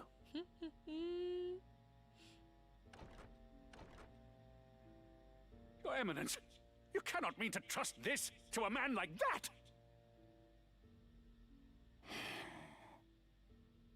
Slap him. I trust things to those who can be trusted. Men who fail me time and again are rewarded in another way. Your Eminence? Oh. Oh. Oh, that was a little more than a slap. Oh, he did. Okay. All right. Fair enough. I guess we're the bad guys for a reason, I suppose. Welcome. He Michael, you're did. interested then. Okay. Who are you sending? I can send these 3. How long will you permit for this? Anyone you... Understood. Will that be all? Dang. Thanks. He just straight dead. Okay. Welcome. no, Of I wanted the course. Will that outfit. be all? Thank you and farewell. Outfit. There Looking we go. for aught in particular? Who needs outfitting? Okay. Golden shield is still the best. No headgear. Okay. And I think mage's cloak is still the best. Okay. No bows. We do have shields, but he's got one. Ooh! Headgear for this guy. A beret for those with little time to waste. Ideal for special missions. While equipped, it raises speed. So... I think we would still want the wizard's hat. Although I guess the MP doesn't super help him, so maybe we want the 130? Hold on. That ups his magic attack. But they all bring down his physical attack. Okay, well, the magic attack doesn't help me. Because he doesn't use magic. He might use it to, like, heal, but I don't think I have black magic on him. So I feel like I should take the one that ups... I really don't want to lower the physical attack at all, though, is my only trouble here. But it does help his health a lot. Yeah, because it's 48 versus 32. Okay, we're going to take it. We're going to take it. Wizard clothing. Hooded outfit worn by mages. Yeah, I don't think we're going to do that. Adamant would bring him to 136. The 6 is not worth it. And the mage cloak. Okay. This is your grand. Many thanks. Okay, let's try Bertram. No daggers, no shields. He does have headgear. Yeah, I think I'm also going to beret him because I just kind of want the health, to be honest. Mithril is probably still the best. Oh no, these don't affect any of his attack, I guess. Okay. We'll give him the wizard clothing then. And he's got a mage's cloak. Okay, This is your confirm. grand total. You won't be disappointed. Oops. That's right. He joined my party. Okay. Ah, we have rods, but they're all kind of the same. Okay. Wizard's hat is definitely better for him because we want the MP. Wizard's robe would be lovely. We'll take This that. is your grand. Many thanks. Stacia, nothing. We could probably put the beret on her. It's gonna lower her physical attack, though. Brings her up to 126. It's gonna bring her up by 16 health. That might be worth it. First, just bringing her up by 8 health.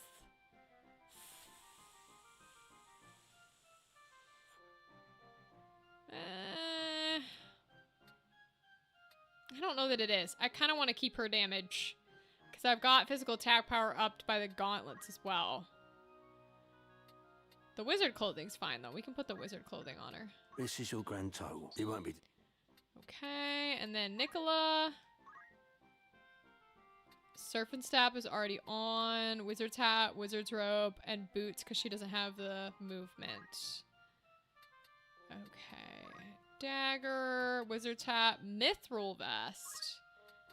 We could put her in wizard clothing.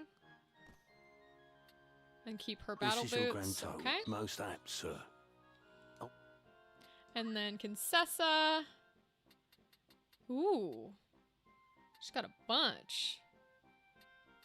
Battle folio. A book made for battle. Range 3. Ooh. What does that do? It's for mystics and whatever that guy is only. 7 attack damage and 15% parry. Might go with that. Ooh, battle bamboo. Oh, it's 3,000. I'm gonna have to sell some stuff. Okay. Range 2. Oh, so she's getting space now to attack. Polecarp in the Wood of a Cypress at 6. 7 and 20 versus 7 and 15. Bends when swung. Still might give her the battle folio though. I know it's only 715, but the range is 3, which is pretty good. We can at least give her. Oh, I don't have enough for the wizard robe either. We can give her wizard clothing maybe? Oh no, that'll lower it. Okay. Okay. So we're gonna have to sell some things. And then Mustadio is officially a part of our lineup here. He's gonna get whatever is left, I think. Because he's a high level. May I help with good choice? Will that be I all? want to What is it sell. you're selling? Let's find out. Doo-doo. Oh, we got 2 pistols on. Why doesn't he have 2 equipped? That's interesting. Okay. Thunder Rod we can get rid Are you of. happy? You can't say. Serpent Staff, crossbows. Lamia's Harp. The alluring notes produced by this harp may bewitch and beguile those who hear them. When attacking, it has a chance of inflicting confusion. Ooh, and a range of 3. Hello, Llama God. Love the emotes. They're from Mr. Nalo. They're very, very cute. I like them. How are you, my friend? 10-10. That seems pretty good. I wonder if she can... Oh, no. So specifically like a harp person. Or like a bard person. Okay, we'll keep it. Okay. Golden shields. 2 headgears to Are you sell. happy? A pleasure. Which is good. And then a couple of mithril Are vests you to happy with sell. the price? You can't. Which we love. Okay. We can sell a pair of battle Are you happy boots. with the price I'm off? Thank you. Can sell a leather Are cloak. you happy with the price I'm off? A pleasure doing. May I Okay. help with auto? How much You're did in we safe make? hands with me. Did we make enough to get her that cool battle folio? We did. Okay, so she can have the battle folio. Do I have enough to give her the wizard's robe too? Ooh, I have just enough. Okay, we're gonna give her This is those all two. good. It won't be. And then I think 0001192. Oh, we're still in fitting. May I come back? I was Any- like, I want to see what I've got now in my actual like lineup of stuff because I would have just taken them off of her. Can she hold a pistol? Oh, she only gets 1. Okay. She can hold a pistol though? Wait, I think I'm gonna give her the pistol. I think that's fire. Hi, Fox Daddy. Welcome. How have you been, King? Are you doing well? I hope you are doing well. She's got good stuff on. Oh, let me go backwards. Wizard's robe, serpent staff. Okay. Axe. Oh, headgear. That's right. We were gonna try and give her something. Okay. Ice rod. Okay. Okay. So we didn't get anything. Oh, well, he can only hold 1 though. Okay. Didn't get anything super cool for these guys. 'Cause we still don't have a headpiece for him, huh? And then we can put things on Mustadio later. Okay. I live. I'm back to brag. Brag, Fox Daddy. I want to hear all about it. Tell me what you're bragging about, King. I'm so excited. What is it? What is it? What is it? I'm doing the boring part anyways. I'm looking at all their abilities and stuff, so. Ooh, we got raised. Let's go.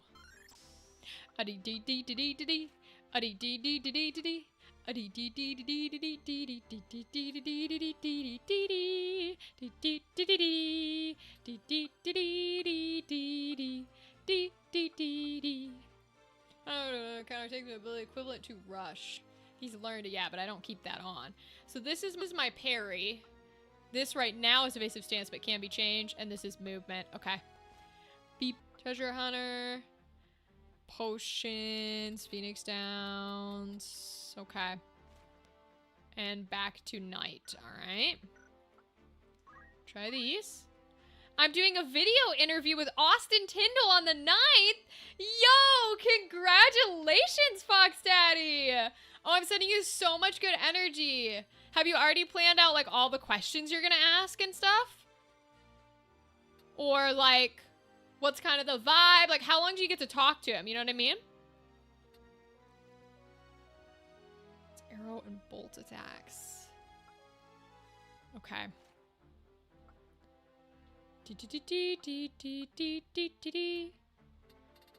Yeah, I have him on this one, but I want to save it. And I don't really want... yeah. It's magical attack power, so I don't really want any of the black mage. The thief stealing stuff is nice for the heart for a little while. But I don't really want... movement +2. Okay, so I'm holding on to the thief to get the extra movement. I don't care about this. Chemist doesn't really have anything. Knight, you would need 200 for parry, and we're back to the archer. Okay. So he is already a thief. Steal EXP is super interesting. This I have at my guard, though. Seems evasive, which increases units' physical and magical parry. Which is good. But it's like for future one. I'm interested in trying this. The unit catches thrown items that would otherwise strike it, receiving no damage and obtaining the item. Does this mean he just like cannot be hit by archers? This is what I'm curious about. So I think I'm gonna buy that just because I really want to know how it works and if it means he cannot be hit by archers. Because that would be crazy if that's the case. That would be absolutely wild. Because otherwise we keep parry on. Because it blocks physical attacks from the front or side with his weapon. Which is absolutely what we want. 198. Ooh, Cura, but we don't have a raise yet. I'm going to save for a raise. Because I think that's the most important. Black Mage I don't super care about. And we're back to Thief. Okay.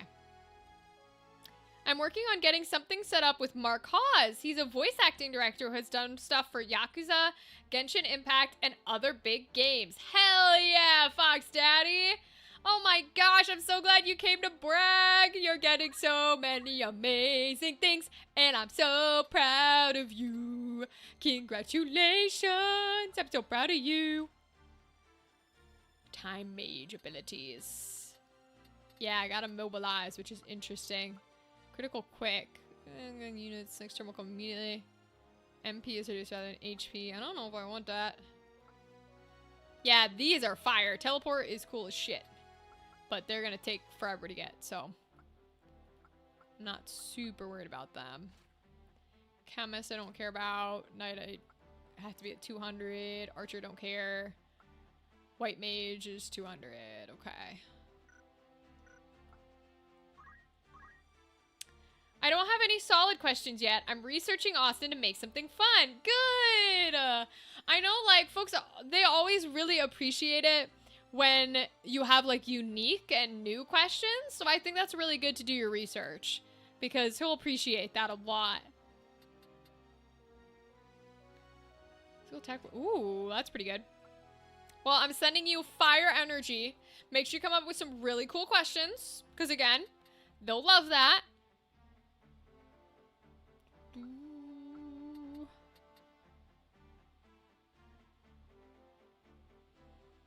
And I'm sending you, like, positive energy that you get even more. Like, with Mark Hawes and all these other cool voice acting people. That's crazy. The spring season is so lovely. I'm glad that all of us in this community are getting such pushes to, like, wonderful, beautiful things. It makes me very happy. It really does. Makes me very happy. I'm gonna try this.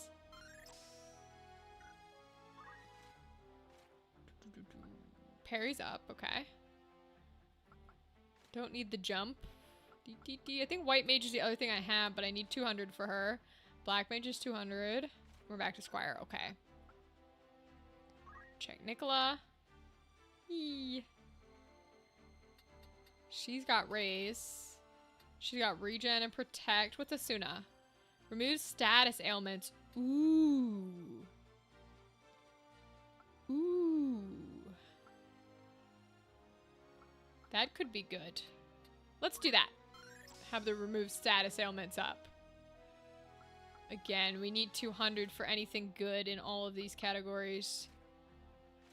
Okay.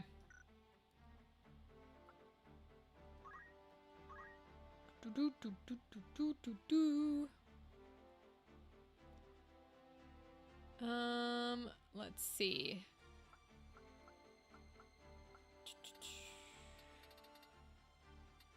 I don't know if I super care about any of these. Cure Toad. We have blindness a little. I think I would just hold it.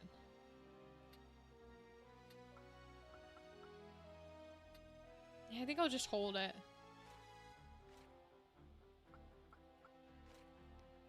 The archer doesn't help me in like anything ever, so not super concerned with that.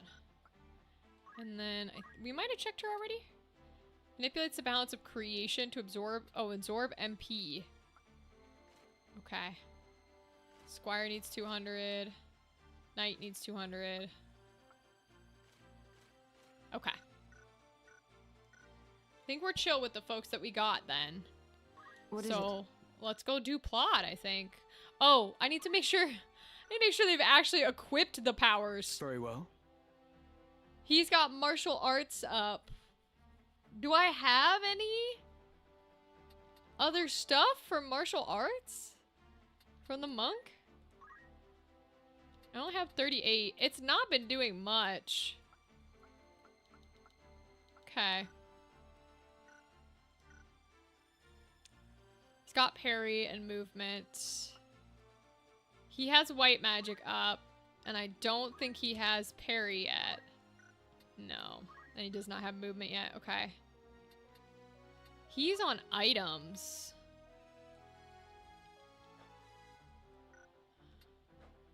Aim +2. Alright, so items is what he's supposed to be on. White magic. Okay. She's also got white magic. She's got black magic.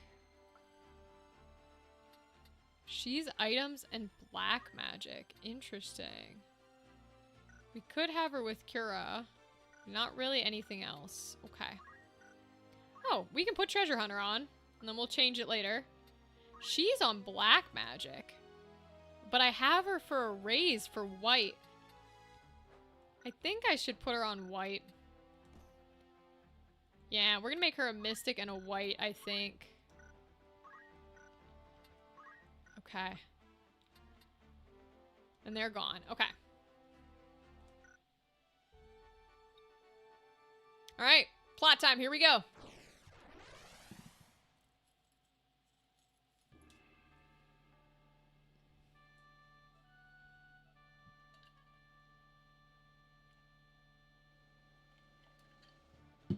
Okay, so we're fighting here. Oh! We're in separate groups. Huh. Okay. It's a small battlefield for this. Well, Rams is a pretty decent, like, frontliner. So... let's give him someone who can heal, which would be I Kinsessa. stand ready. And... another attacker, Let's have Griffin. it. And then there's two over here. So we'll give them a frontliner, which can be We're sure Eustacia. to win. And maybe Emmerich. Let's go. Okay, let's try it. To battle. To battle indeed. Oh, Lady Agrius. Where have you got off to, Gosling? Won't do to hide. There you are. Wait, what happened to the princess? And why are those dudes in pink? Come along quietly now. What do you say? Mine's my black mages are in like blue. Why are theirs in pink? Why are the ladies in red? Is this just a color thing or are they a different class? Huh? Ramza. Lady Agrius is beset! To arms!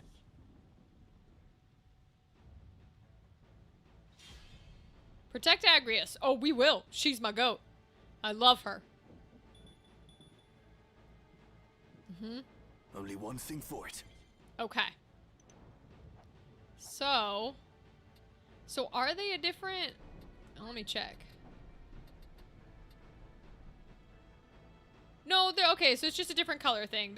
They're black mages and archers. Okay, cool. Cool. I was worried for a second. So we're gonna move him up to the back, I think. Because how far can he reach? Oh, that's right, he can't reach that far with the crossbow. I gotta get him a better bow. Okay, we'll try to keep him a little distance, I suppose. We'll put an aim in case they try to move forward. Ramza, what are you doing here? We've come to rescue you. We thought to breach the castle from its postern. But why are you here? The Cardinal betrayed us. Was betraying us all along. He plots with Duke Larg. Pink can be scary We on the escaped battlefield? castle, Yes, but it the can. princess was retaken. I was returning to save her, and here you find me.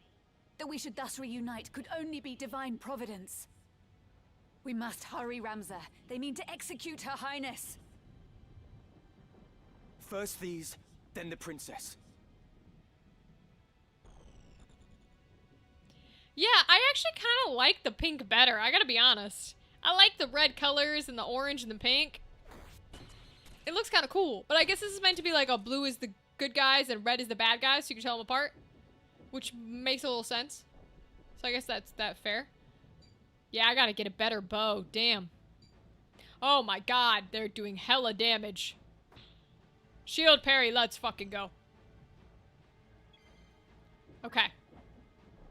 Let's get in here now. Can I hit him from here? I don't know if I can do height. I can definitely probably rend him. 35% chance? What about rend power? 44%. Okay, come on. Hell yeah, let's go. Rams is a god. Alright, we're gonna move her up here. And then... to absorb MP or to silence, right? She can't quite reach anyone yet, so... we have remove status ailments, raise and cure. Oh, we can cure. Oh, she doesn't have any damage on her. That's weird. I thought for sure she took damage. Okay, never mind. We will just wait then. Remove him forward as well. He's gonna have to wait too. Stacia can start moving.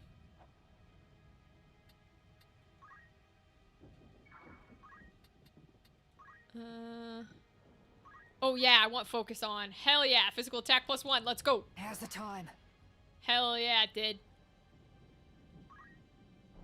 My aim Now, is true. this is probably fully gonna kill Emmerich because holy shit, I need to get a better bow for him. The crossbow is not good, dude. Yeah, he's just dead. Okay.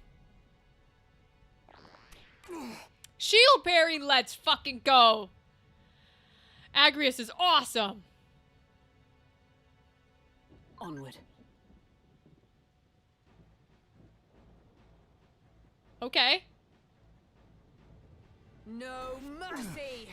Love it. Let's go, queen. And she inflicted silence. Hell yeah. Fucking god. Okay, okay. We're still fine. They destroyed her helm. Okay. We're still good at the moment. I'm gonna kill the sorcerer, because I think that's the best move to make. I want to do this martial arts jazz. Turns in a circle, striking with backhand blows to attack adjacent units. but it doesn't seem to do much, because last time it wouldn't work, so I'm just gonna do it. Let's see. You're finished! Oh, hell yeah! Then We took him I must down! go strong. Let's fucking go. Alright, we're gonna have to start bringing her this way, I think. So that she can get to raising. Yeah, her raise can't quite hit yet. So. Lore? Yeah, literally, Dad. They were getting some good-ass lore. Can I steal his MP even though he's dead? Oh, these guys have MP too. I guess I don't need to steal it at this moment. So does she need healing?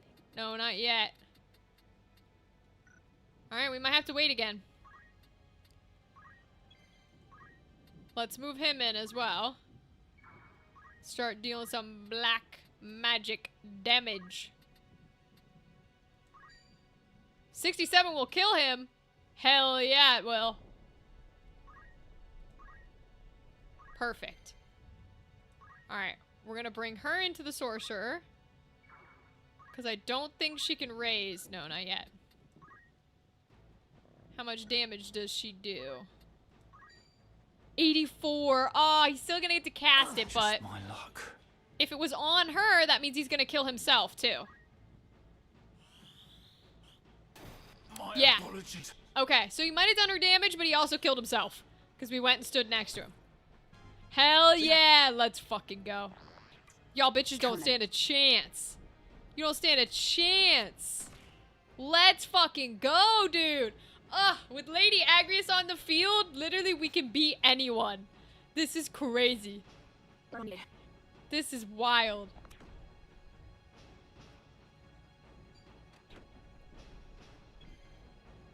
Okay. We're down to 10 health, but I don't even care. We're gonna get up here and kill a man.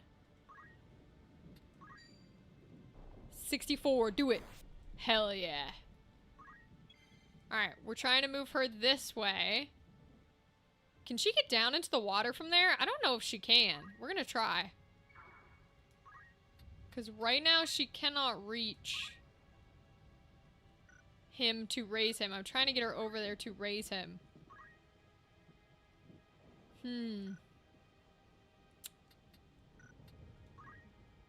Maybe we should focus on magic here. Do we have to restart simply because I can't get her to the ground?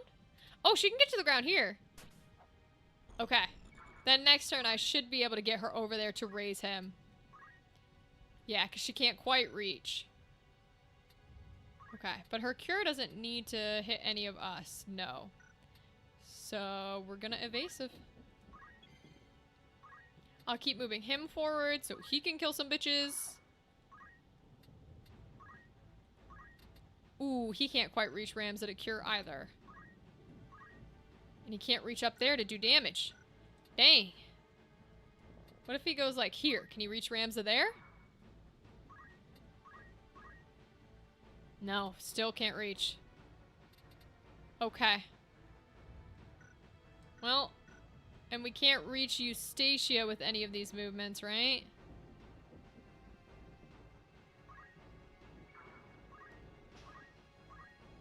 Not quite. Okay. I'm not dead yet. Nope, you're not, bitch. And we're gonna go straight in here and attack an archer.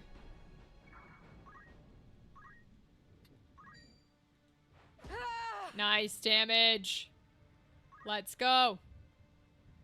Lady Agrius can deal with these guys. Straight dead. I love it. It's fine. We can take Ramza out. I'm not worried about that. Okay, I'm a little more worried, but if I can get her... Uh-oh. She can only move one square? Ah, shit. I gotta restart, don't I? Damn it. Well... We would have won the battle if I wasn't so bad at the game. Oh, we do have to change the formation, though, because...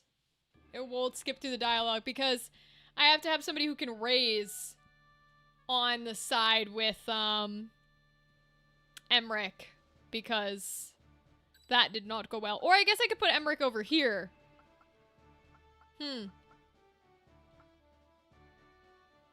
Yeah, what if I put Certainly. Mystic Girl over here? And, Emmerich over Understood. here. And then on this side, we'll keep We're Eustacia. sure to win. But we'll put Nicola Understood. so that she can heal Eustacia. It's time. And then we don't have to worry about Emmerich dying so quickly because he's got a fucking crossbow and I need to give him like a long shooter bow to actually be willing to do any damage as an archer because otherwise he has to get too close. And him trying to get that close is just not helpful at all. So, okay. Because he's not even going to be able to hit anyone from here. Nope. Okay. Physical attacks. Alright, well, let's at least cast some shell on us, I guess.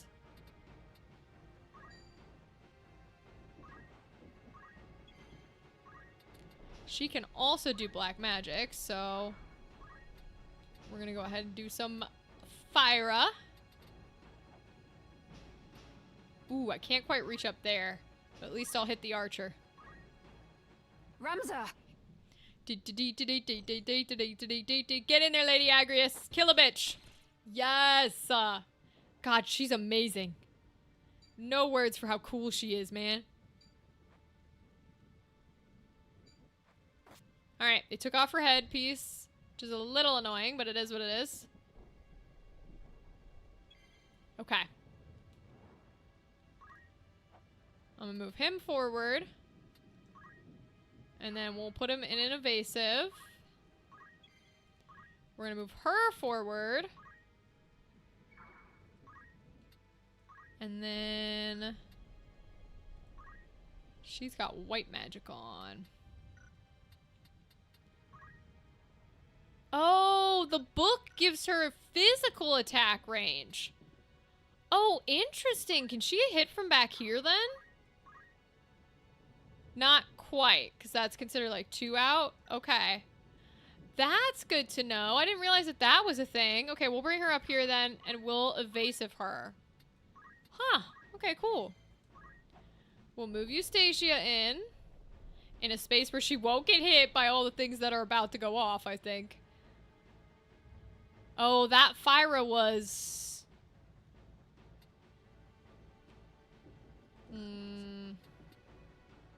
That Fyra's on those 3. Okay, so it's not going to hit anyone. But it won't hurt her moving in either.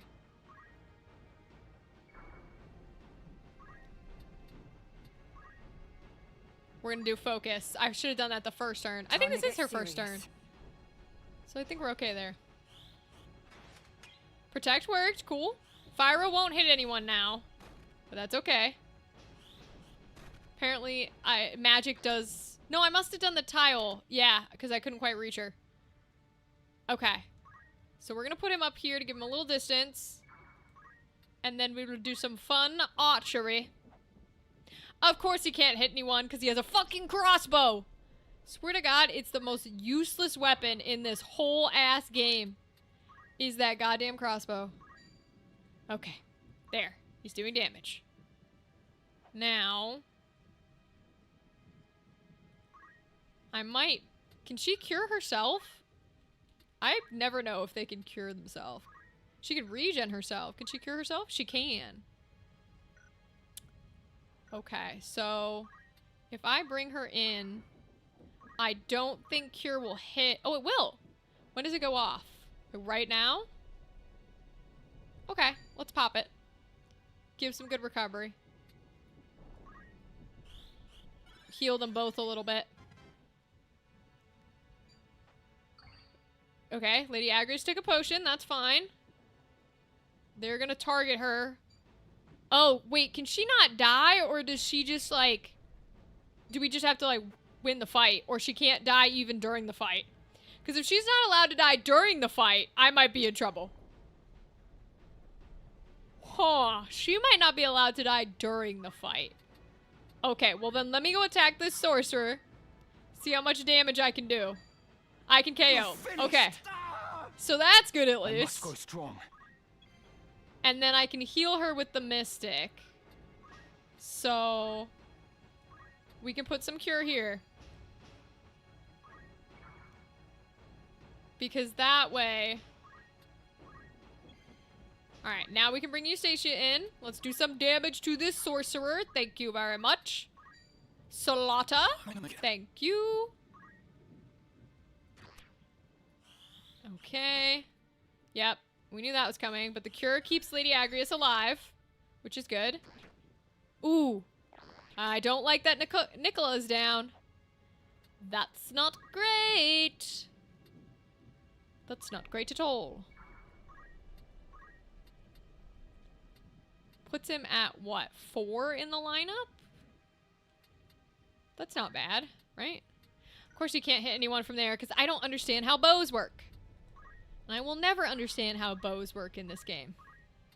Alright, because I want to go for her. Then I'm going to move her forward. Because what's her... Oh, now she's going to have to raise Nicola, though. So I'm in the same predicament as last time unless I can kill these bitches quickly. Which is not good. Shoot, I needed to keep Nicola alive, didn't I? Well, shit. Okay, well, let me at least attack while I'm here. Oh, she does 3 away. Okay, so let's put her here. Maybe, and try to get her out of there very quickly. No, because it was down here that she could only move 1. So let's try here. She still can't reach them. Okay. What if we put her here? Nope. She's just in a spot where she can't do much. Maybe I need to, like, really put her on the other side. Shield parry, damn. Okay. Judgment Blade is great. I know Lady Agrias can raise, too. But her AI is probably going to want to focus on these guys, which is the trouble. Yeah, that's fine. You can attack the Mystic. I'm going to try and run her over as quickly as I can. I don't know if it'll be enough, though.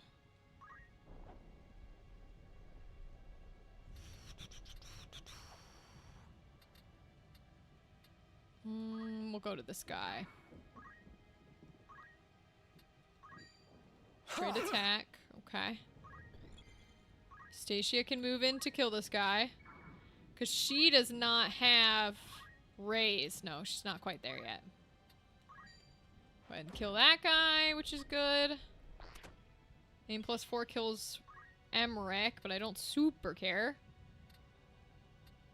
Okay.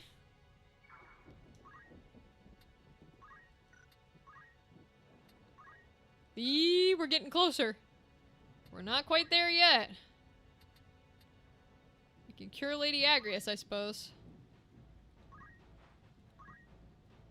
Oh, okay, I did it on the unit, I think. Well, that's great. She phoenixed down Emmerich, but that's not the one I need. I need revived. Okay. Okay, so whoever 2 are on the right really have to be able to handle their own. Or I'm in trouble because I can't raise them. Which is kind of the predicament that I end up in. Oh, we're so close to killing him, but not quite enough. Okay. Well, we're about to find out if we have to redo this once again. Damn it, now I healed him. Which sucks.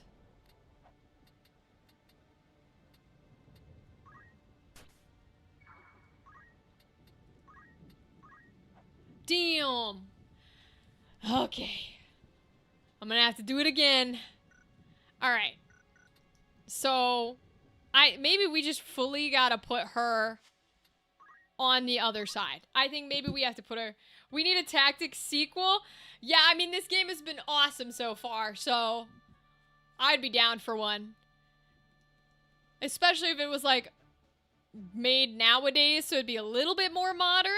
Because some things annoy the shit out of me from this game, but it's definitely because of age that it annoys the shit out of me. So, I can keep her over here. But I have to keep her farther in the back, I think is the issue. Is I keep wanting to throw my mages right in the center. and I need to stop throwing them right in the center because then they die. I stand And it doesn't help, and I can't revive them. So I Very just need to savvy. be smarter about how I'm doing it, I think. Forward.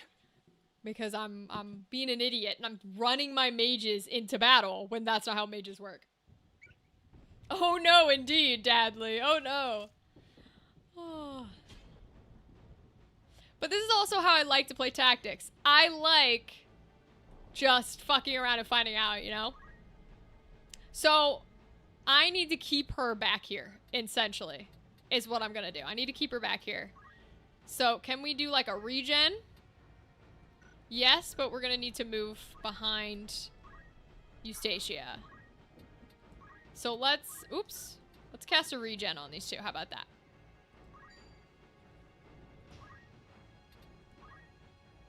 Ramza! Ramza! I love it. Kick their ass, Lady Agrius! Let's go! Hell yeah! She's such a queen. She's such a fabulous queen. Yeah, because then if they're both back there, they can't reach us yet either. Ooh! That was a dumb mistake, Mr. Sorcerer. You are gonna be slaughtered! Goodbye, bitch! Ooh, that was stupid. Oh, regen hasn't go off. Alright, then I'm gonna use her to try and cast Protect. Let's see if we can get it. Alright, our Mystic can actually stay on this side as long as we keep Nicola alive. So we're gonna move our Mystic in. And we'll keep her as our curer for right now. I don't think she can attack sitting here. My It's too turn, late is to it? check, but we can bring him in to be ready to also deal some black magic damage. We're a little too far out. Okay. Alright, we will wait then. Okay. Missed Eustacia with the regen, but we got it on Nicola. So it's better than nothing. Missed Protect on Nicola, but got it on Eustacia. Okay. So they've got one each at least. I might put her like here. Let's see if we can attack from here. We can hit the tree. That's very funny. Okay, let's bring her like one more forward. I need to be... Rachel, be careful. Because... remember like before, you don't want to be bringing her too far forward and letting her get slaughtered. Just like that. Exactly like that. Hey, hey, hey, hey. Okay. Because now we're going to get hit by our own Fyra.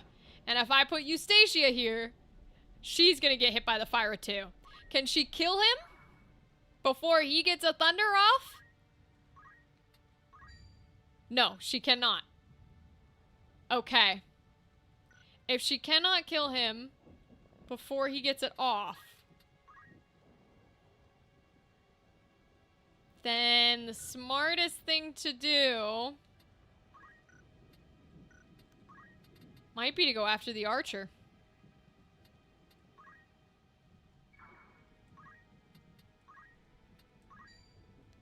My strength wanes. 132. Holy shit, we got a critical.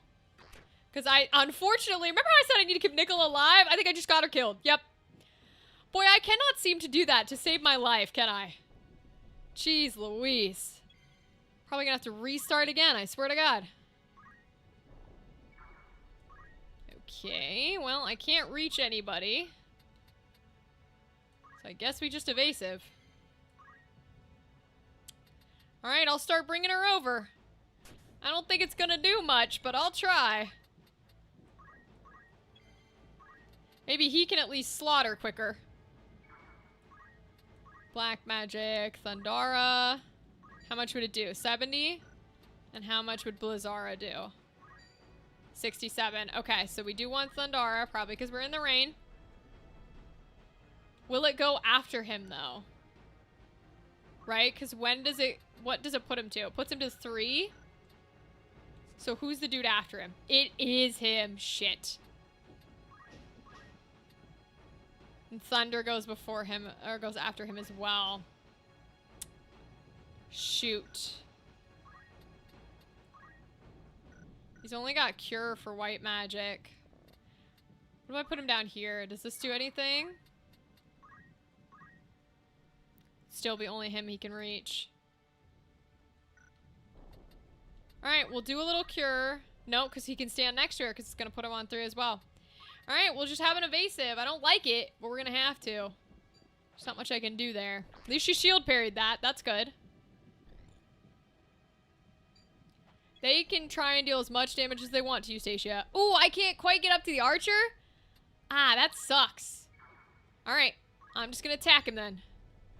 We'll do a good chunk of damage. Lady Agrius is going to go for the archer. I love that. That's awesome. We can't quite reach her, so we're going to go behind this guy. Do some good damage here. Nice. She can only move 1, but at least she's moving faster now. There's no point in silencing those guys because they don't use magic. We don't need to cure anyone nearby. We're just gonna... Oh, can we... How? Well, it's too late. I need to check her attacks faster. But is what it is, I guess. We can definitely black magic from here, right? Okay, so who's that dude at 3? It's the front runner. So I need to hit the guy that's on 4 in order to actually deal any damage here. Oh, Thundara puts me too high up. But Thunder and Blizzard and such don't. Okay. What? I can't hit him from there? I will never understand range in this game. It's never gonna make a lick of sense to me. Fire does 43. Thunder does 72. Blizzard does 72. Okay, we're gonna do a Thunder on Mr. Unit. Thundara will hit himself, which is great. We love that. You can hit my boy all you want. He's still gonna hit the back guy, which is great. Okay, he's gonna go for Ramza. Eustacia is still alive. Ooh, she got poisoned, but she's alive. She's alive. We're just gonna run up to this silly little archer. And we'll cure ourselves, even for the teeniest bit of recovery. Lady Agrius is gonna go in and kill these bitches. Oh, she killed my guy, too! I guess it was worth the sacrifice. She killed mine, but she killed 2 of theirs, so you know what? Yeah, queen, I would have done it too. Friendly fire. I love her. God tier. She's a queen. She does nothing wrong. Not a single thing wrong. Alright, can I get close enough to raise? Oh, but I can't raise in submerged. Okay, but she's still got another round. She's still got another round. Gotta keep fighting. At least we take a little bit of health back for Eustacia, which is good. 54 damage. Ooh, cloak evasion. I love it. We're gonna get into this archer. We're gonna kill this bitch. Kill that hoe. Hell yeah, she did. Okay. As long as we can get footholds to raise, then we're fine. Hell yeah, let's go. Okay. Perfect, let's go. We just won. Fuck yeah. Lady Agrius, are you alright? She's fine, she's a queen. I'm fine, but we cannot afford to tarry. They're taking the princess to the Golgolada gallows. It's not far, but we've little time. Of course. With all haste. I love it. Victory is yours, let's go. Hell yeah.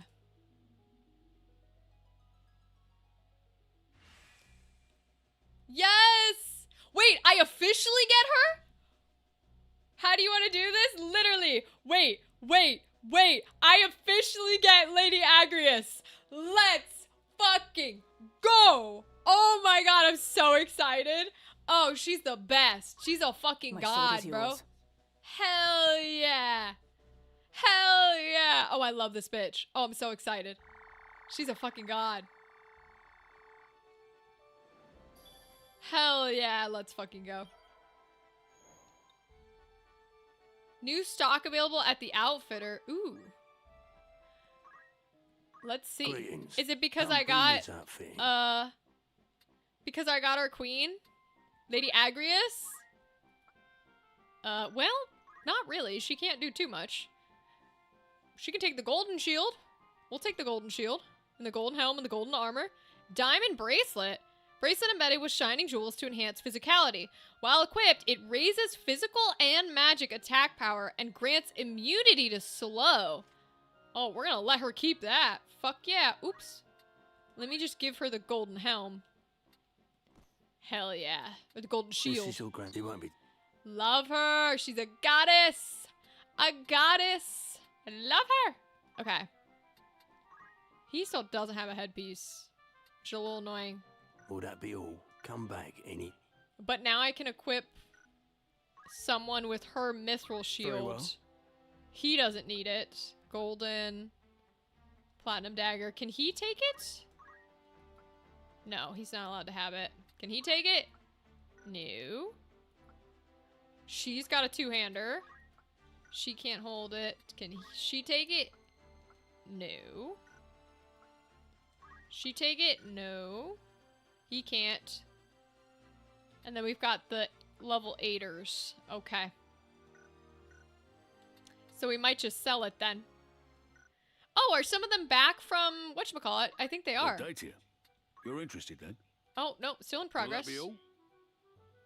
Huh, okay. Thank you and farewell. I know, I need a better bow, and I don't think this guy sells it. Thank you, Dally, for reminding me, though, because I fully would have forgotten. Let me see. No, he doesn't sell bows. Clockwork City of Gog sells bows. Is that this one? Alright, let's go back. Because I need Welcome. a Good better choice. bow. Because the crossbow sucks balls. 4-4. Oh, they're all range 4? Boo. Well, shoot. They don't have the good one. There's one that had like a May huge I be- range. I await your. So we're gonna be stuck for now, it looks like. Alright. I think we can keep doing plot. Because our guys aren't too far behind. So we're gonna keep doing plot. We're just not gonna bring Emmerich. Because his bow sucks.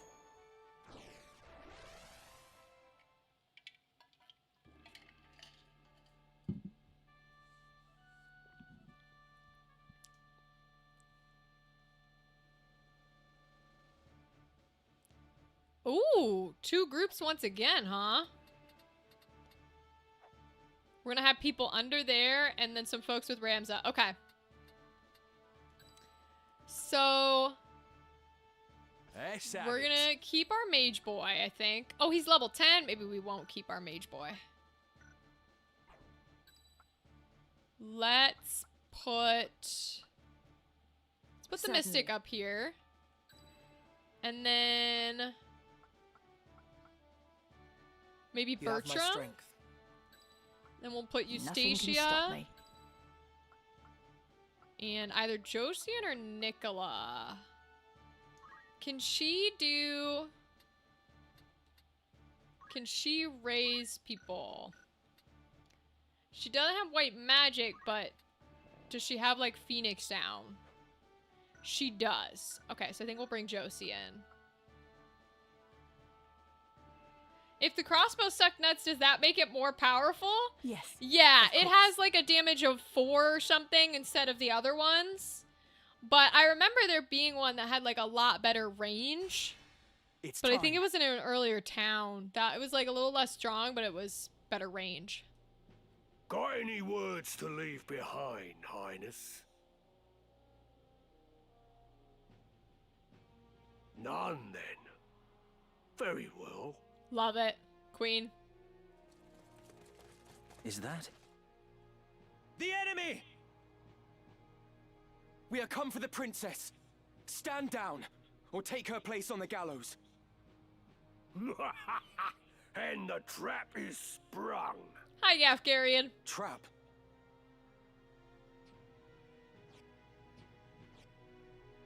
Oh! I didn't expect it to not actually be the princess. So they just straight gave her to Duke Larg. Uh-oh. Ramza. Ever the gallant fool. Uh-oh. What have you done with Lady Ivalice? They gave her to your brother. I've done naught with her. She's a Lionel. What of the gem? Gem? Might we spare ourselves these tiresome fates? I speak of the Cardinal's gemstone. The one who stole it travels with you, does he not? I would have it surrendered. Oh, no, indeed. If you want it, come and get it. We might be a little So, outmatched. the boy now thinks himself a man. Very well. Let us finish this like men. We might have to put Lady Agrias in this party. I might be overestimating us just a tad. Because they've got two, time mages up there. It is not too late to change your mind, Ramza. Return with me to Egros. Your brother Dystag would fain forgive what's done. He said as much himself. Nah, he a liar. What is it that stops you? Chivalry? A tired relic? Neither justice nor loyalty ever filled a man's belly. However you may pretend, you are a noble. It's in your very veins. And a noble rules over and uses the small folk as he sees fit. We're in a lot of danger, Dadley. Lesser men can only dream of having your lot in life. So forget this foolishness and be who you were born to be. No, I will not. The foolishness is believing that our blood dictates Yes. our destiny.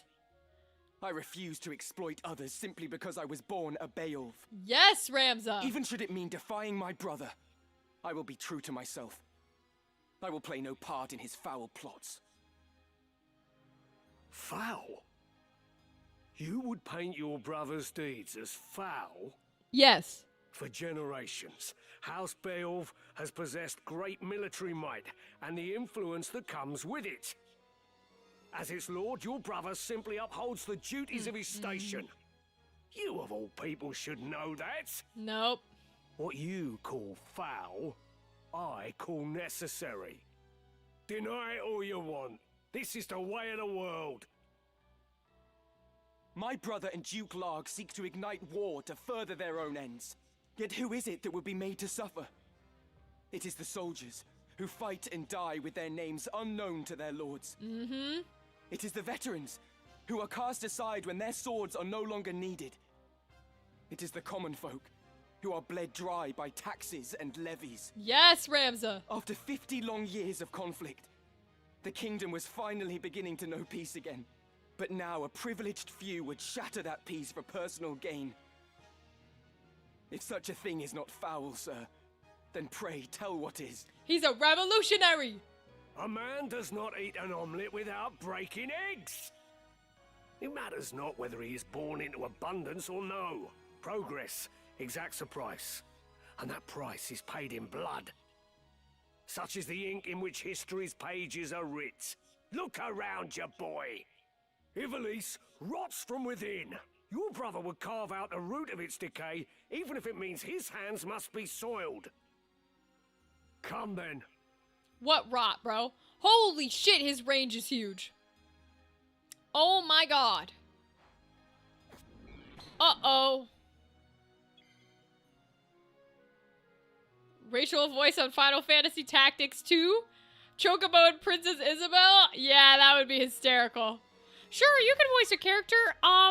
You're the chicken. Alright, I'm gonna try and get a time wizard on our side. We're gonna try and charm them as best as we can. Oh god, we're so fucked. Miss, good. Oh lord, okay. Weapon parry's good. Jesus, weapon parry's great. Love to see that. They're hasting, okay. They're slowing, okay. For the sake of progress, you would see Lady Ivalice sacrificed. I will not abide it. I will not stand by and watch her made another teacher. Yes, boy! Forget Zeekden. That was not within your control. And this one is. But many things are to an heir of House Beowulf, and you have a duty as such. It is your fate to see that duty fulfilled. As it was my fate to let Tetra die. Mm-hmm. No, fate had no hand in that. Tetra died because I did not raise a hand to save her. I've lied to myself all this time. It was my own inaction that killed her. I will not forget it. Not for as long as I live. Come on. Hell yeah. Chicken added to resume with coleslaw and a biscuit. That's funny. Alright. We're gonna start some rending. I hope this shit works. 27% chance. Boy, oh boy. How much does rend power do? 34. There! Let's go. King. Alright, we're gonna start our stuff here too.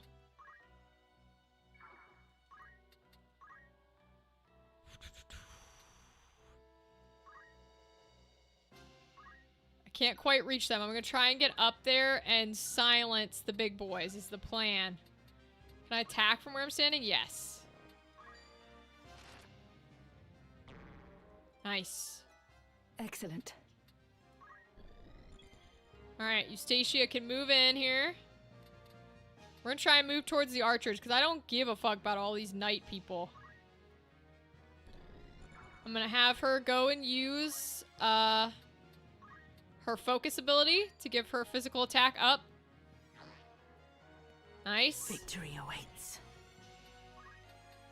Now, she's got black magic as well as Phoenix Downs. And apparently her attack hits everywhere? What the fuck does she have? Oh, okay. I don't know why it's giving me so much range, but... Now, I do want to get her out of the way of people, though. Because if she goes down, I can be in trouble. Can I still black magic these two down here? I can. Won't do a lot, but it'll do something. Okay. Okay, haste goes off. On both of them. Oh, jeez. Yep, I know she gets slow, but that's okay. At least we do a little damage. Aim +7. Jeez Louise. You lackwit! You refuse to see reality for what it is. Listen to me, Ramza.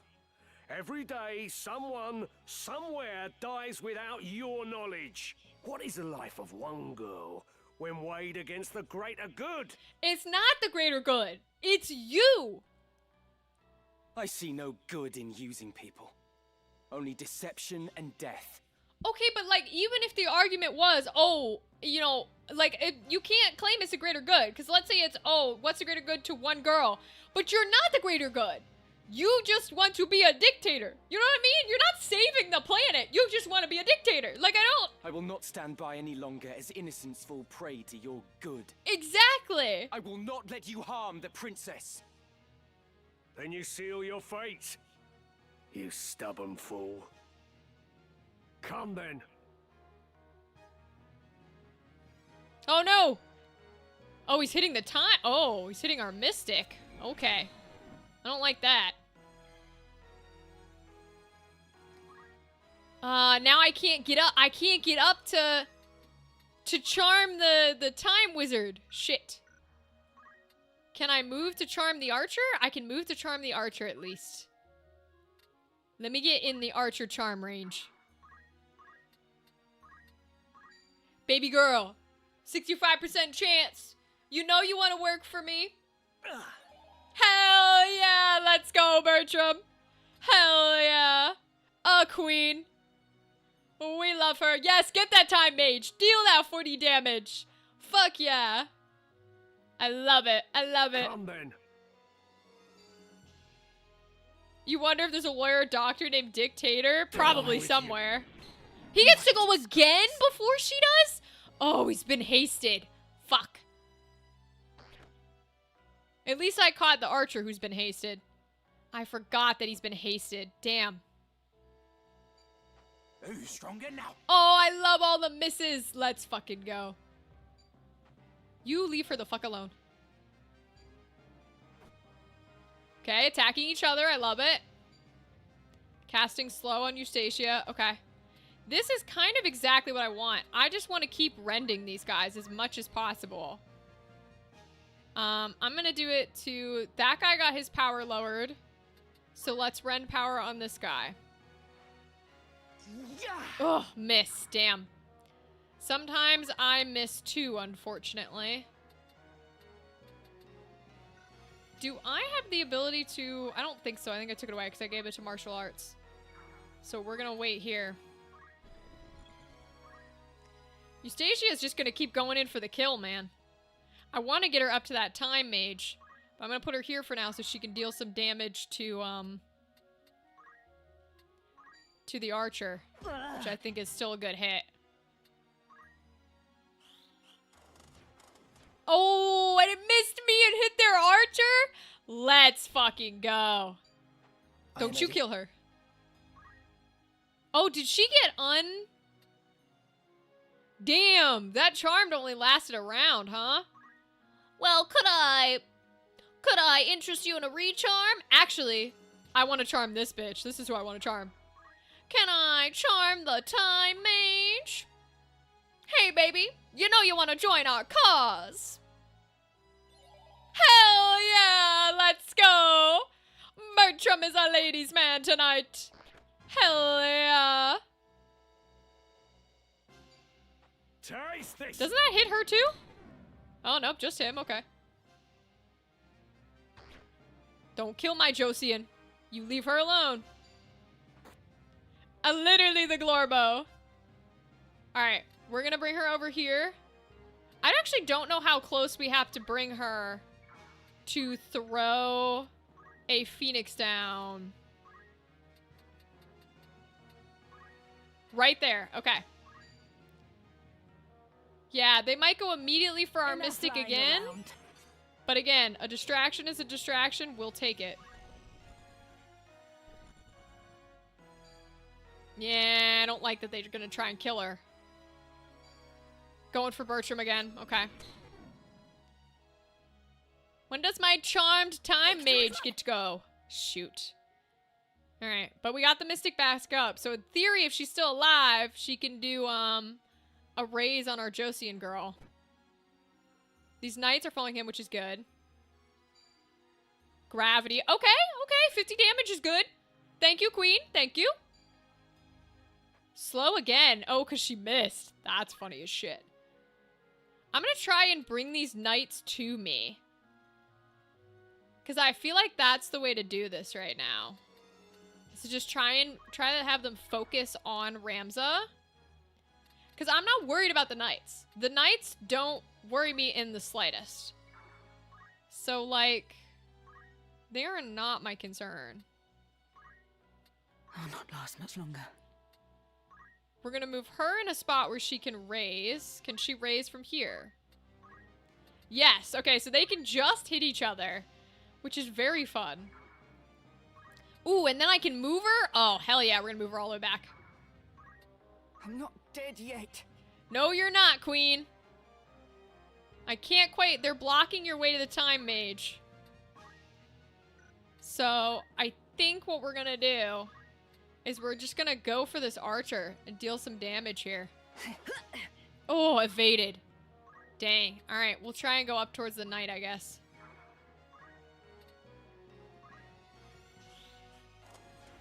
All right, did get slow on her. On your feet.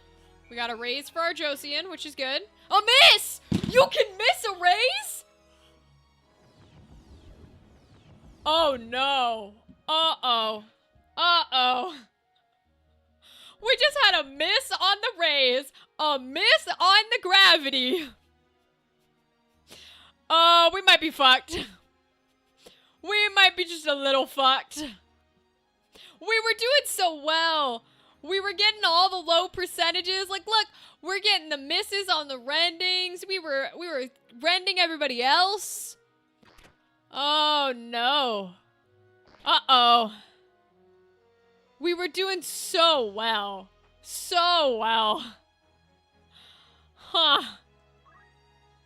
Well, that's unfortunate.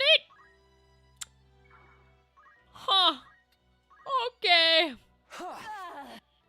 I think we might have to restart, because the raise didn't fucking work. The fact that you can miss a raise is crazy. And now I have to move back into range to hit a raise. And I'm gonna have to do it on Bertram. Oh, God. 99%, and we missed it.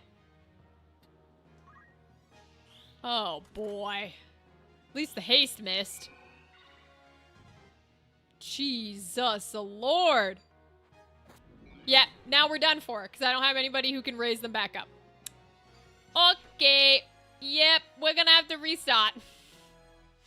Alright, we'll give it one more try. We'll give it one more try. I don't think our formation was bad. I actually don't. So I think we're okay there. And we're gonna have to do a lot of skipping anyways. Because of all the dialogue in between.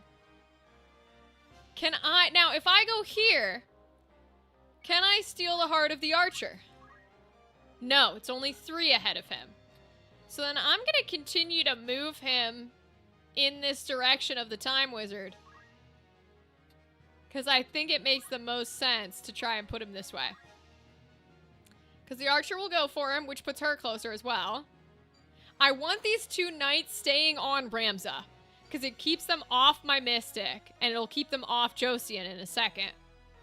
Yeah, because I don't want them attacking those 2. Because those 2 are my razors. Hopefully that haste can fail. For the Yeah, we're going to skip through this. So I want to drag that other knight out here. This is what I want to do. I'm just going to try and rend as much as possible. Now! Miss, damn. Okay. So.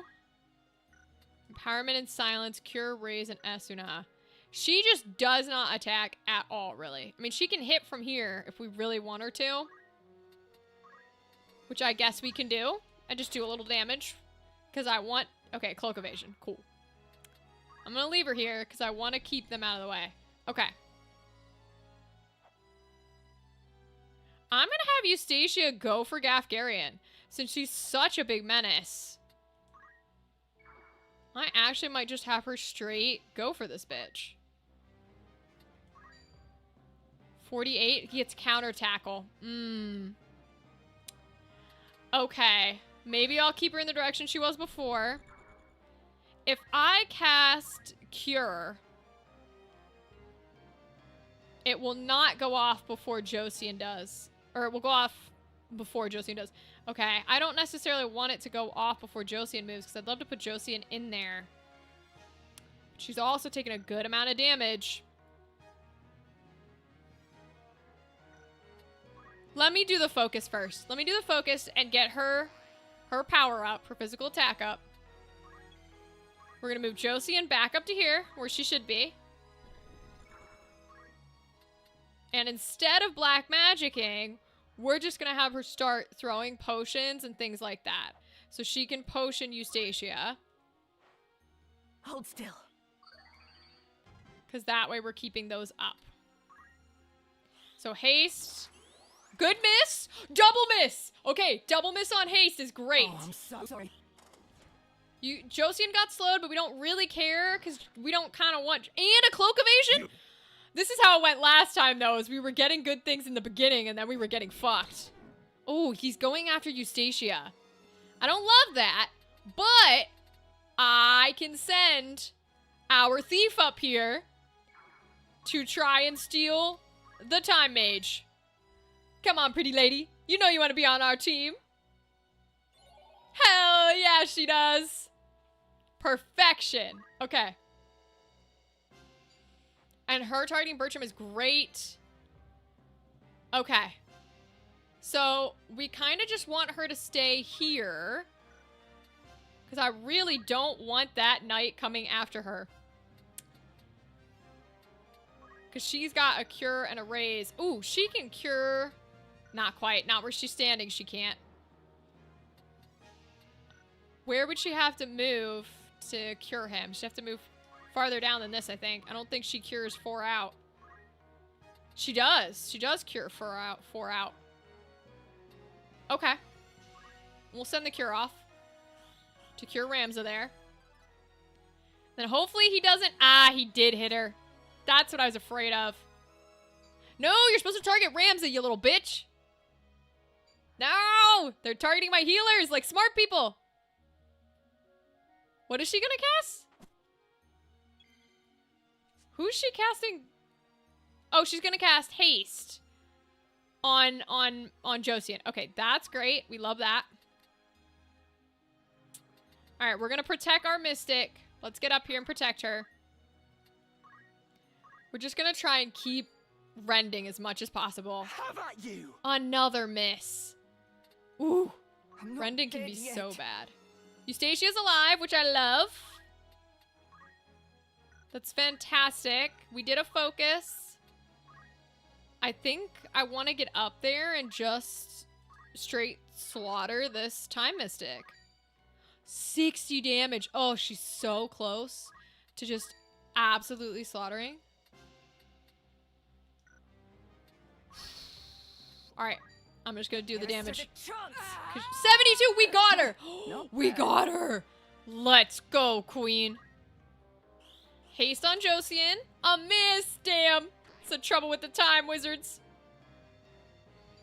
Yeah, he's going to KO her. I'm not surprised. That's why Josian's here. She's still charmed, so now I'm going to come down and I'm going to try and charm the archer too. Okay. Come on, Bertram. Come on, pretty lady. You know you want to join us. Hell yeah! We got 2 women in the fray. Let's go. Let's fucking go. Impudent wretch. Let's fucking go. Alright. I want to raise Eustacia, but we kind of need to be healing ourselves. Because if I Phoenix down Eustacia, she's far in the lineup, no? Yeah, she's at 11. And we are on 1. I'm a little concerned.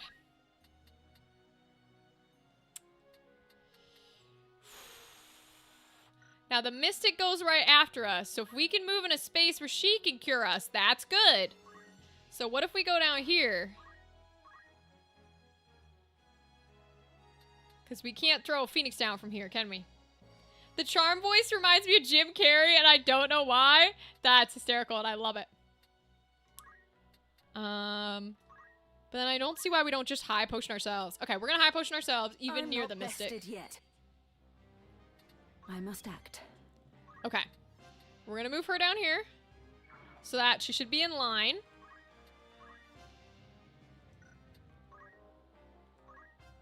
Yeah, so we can reach cure on both of them. Now, will cure go off before that dude gets to go? It puts her at 11. Yeah. Wait, it puts her at 11? What do you mean? She goes from 1 to 11? Just for casting cure? What the fuck? Jesus Christ.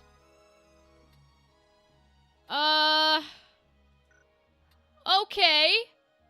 That's a lot worse than I thought it was gonna be. Damn, just for casting cure? Holy shit. Alright, I guess we'll just evasive and hope that they can't kill her. Ah, I didn't get out of his range. Shit.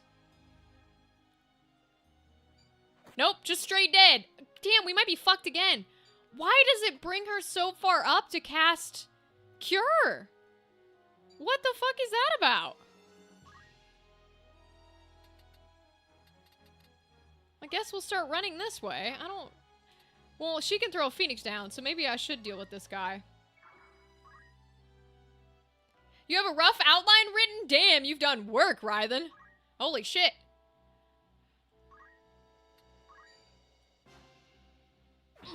Oh my god. Ramza can't do anything today. Holy Jesus. He can throw Phoenix down. Bertram, you're usually never alive for me to use a Phoenix down, but hell yeah, let's go. Oh, he can't throw it though. He has to be right next to her, so we'll put him right here. Damn, who knew? 'Tis not your time. She'll probably die in 0.2 seconds, but it's chill. Mostly just the high points, enough to build off of later? Hell yeah. Yes, let's go. I love my charmed ladies. Love my fucking charmed ladies. I'm getting everybody in a corner though, which I don't care for, but I'm gonna throw her a potion anyways. My strength returns. This chick is still charmed at the moment, so I'm gonna run Josian as far away as I can, I think. But we're gonna have to get back to Eustacia, so I don't know if I should. Someone's gonna have to revive Eustacia. Okay, I'm gonna bring her down here. And maybe she'll be far enough away that they can't hit her. Oh my god, his range is huge. Well, fuck me. Okay, never mind. His range is huge. His range is fucking gigantic. Alright, well. I guess we'll just run him forward and try and do a little bit of damage while we're here. He gets a fucking counter tackle. Jesus Christ. We'll try and run him down, I guess, so he can start throwing Phoenix Downs. He can't throw them, though. Only, chemists can throw them. Okay. Now, will a raise get blocked? Here's a good question. Does a raise get blocked? Doesn't look like it, so I'm gonna try it.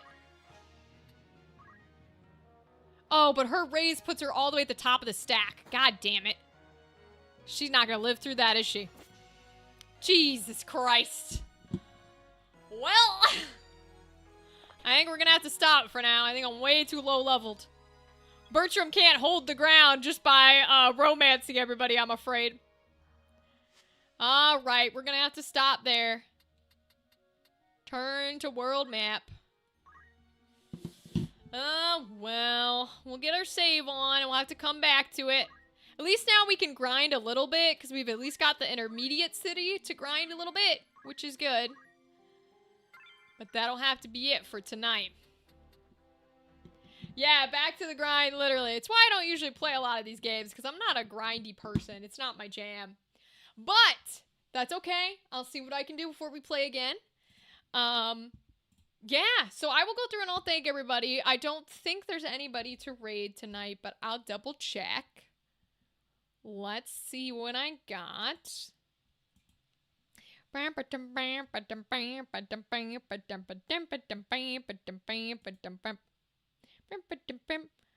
Oh? Is Ava live playing something Legend of Zelda themed? I didn't even know she knew what Zelda was. Okay, we're definitely gonna raid to Ava then. Because hell yeah. Let me see now.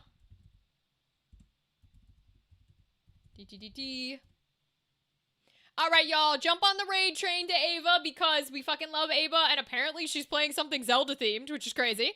And I'm gonna go through and thank everyone who's been here tonight. So thank you to Dadley, as always, for sticking through the game. You're a king. Thank you to Ryden. We had such a cool visual novel thing, and I love that you wrote out the key points. To Andrew for being here. To Kimberly for showing her love. To Fox Daddy for stopping by and telling us his amazing news. We love it. To Mr. Nala for raiding and Llama God and everybody that came with on the raid. Thank you so much. I always appreciate y'all. I hope you had a good night. To all my cool new YouTube people who stopped by, like Orange and all these other folks. And I think that's mostly the folks who were here tonight. So that's kind of our goodbye for the night. Again, y'all, Friday the 13th of February, we're going to be doing a Valentine's Day themed stream. And we have a very special event during that stream. So now I don't know what time it's gonna be, so check out the streams on our usual days, Monday, Wednesday of that week, and I'll let you know what time it's gonna be. But I highly recommend stopping by on the Friday stream because we have something really fucking special happening that I'm not allowed to talk about. And then also we're going to have some fun announcements in the next couple weeks on social media if you're interested in the convention stuff. But otherwise, that's kind of it for now. I'll see y'all on Monday. Goodbye.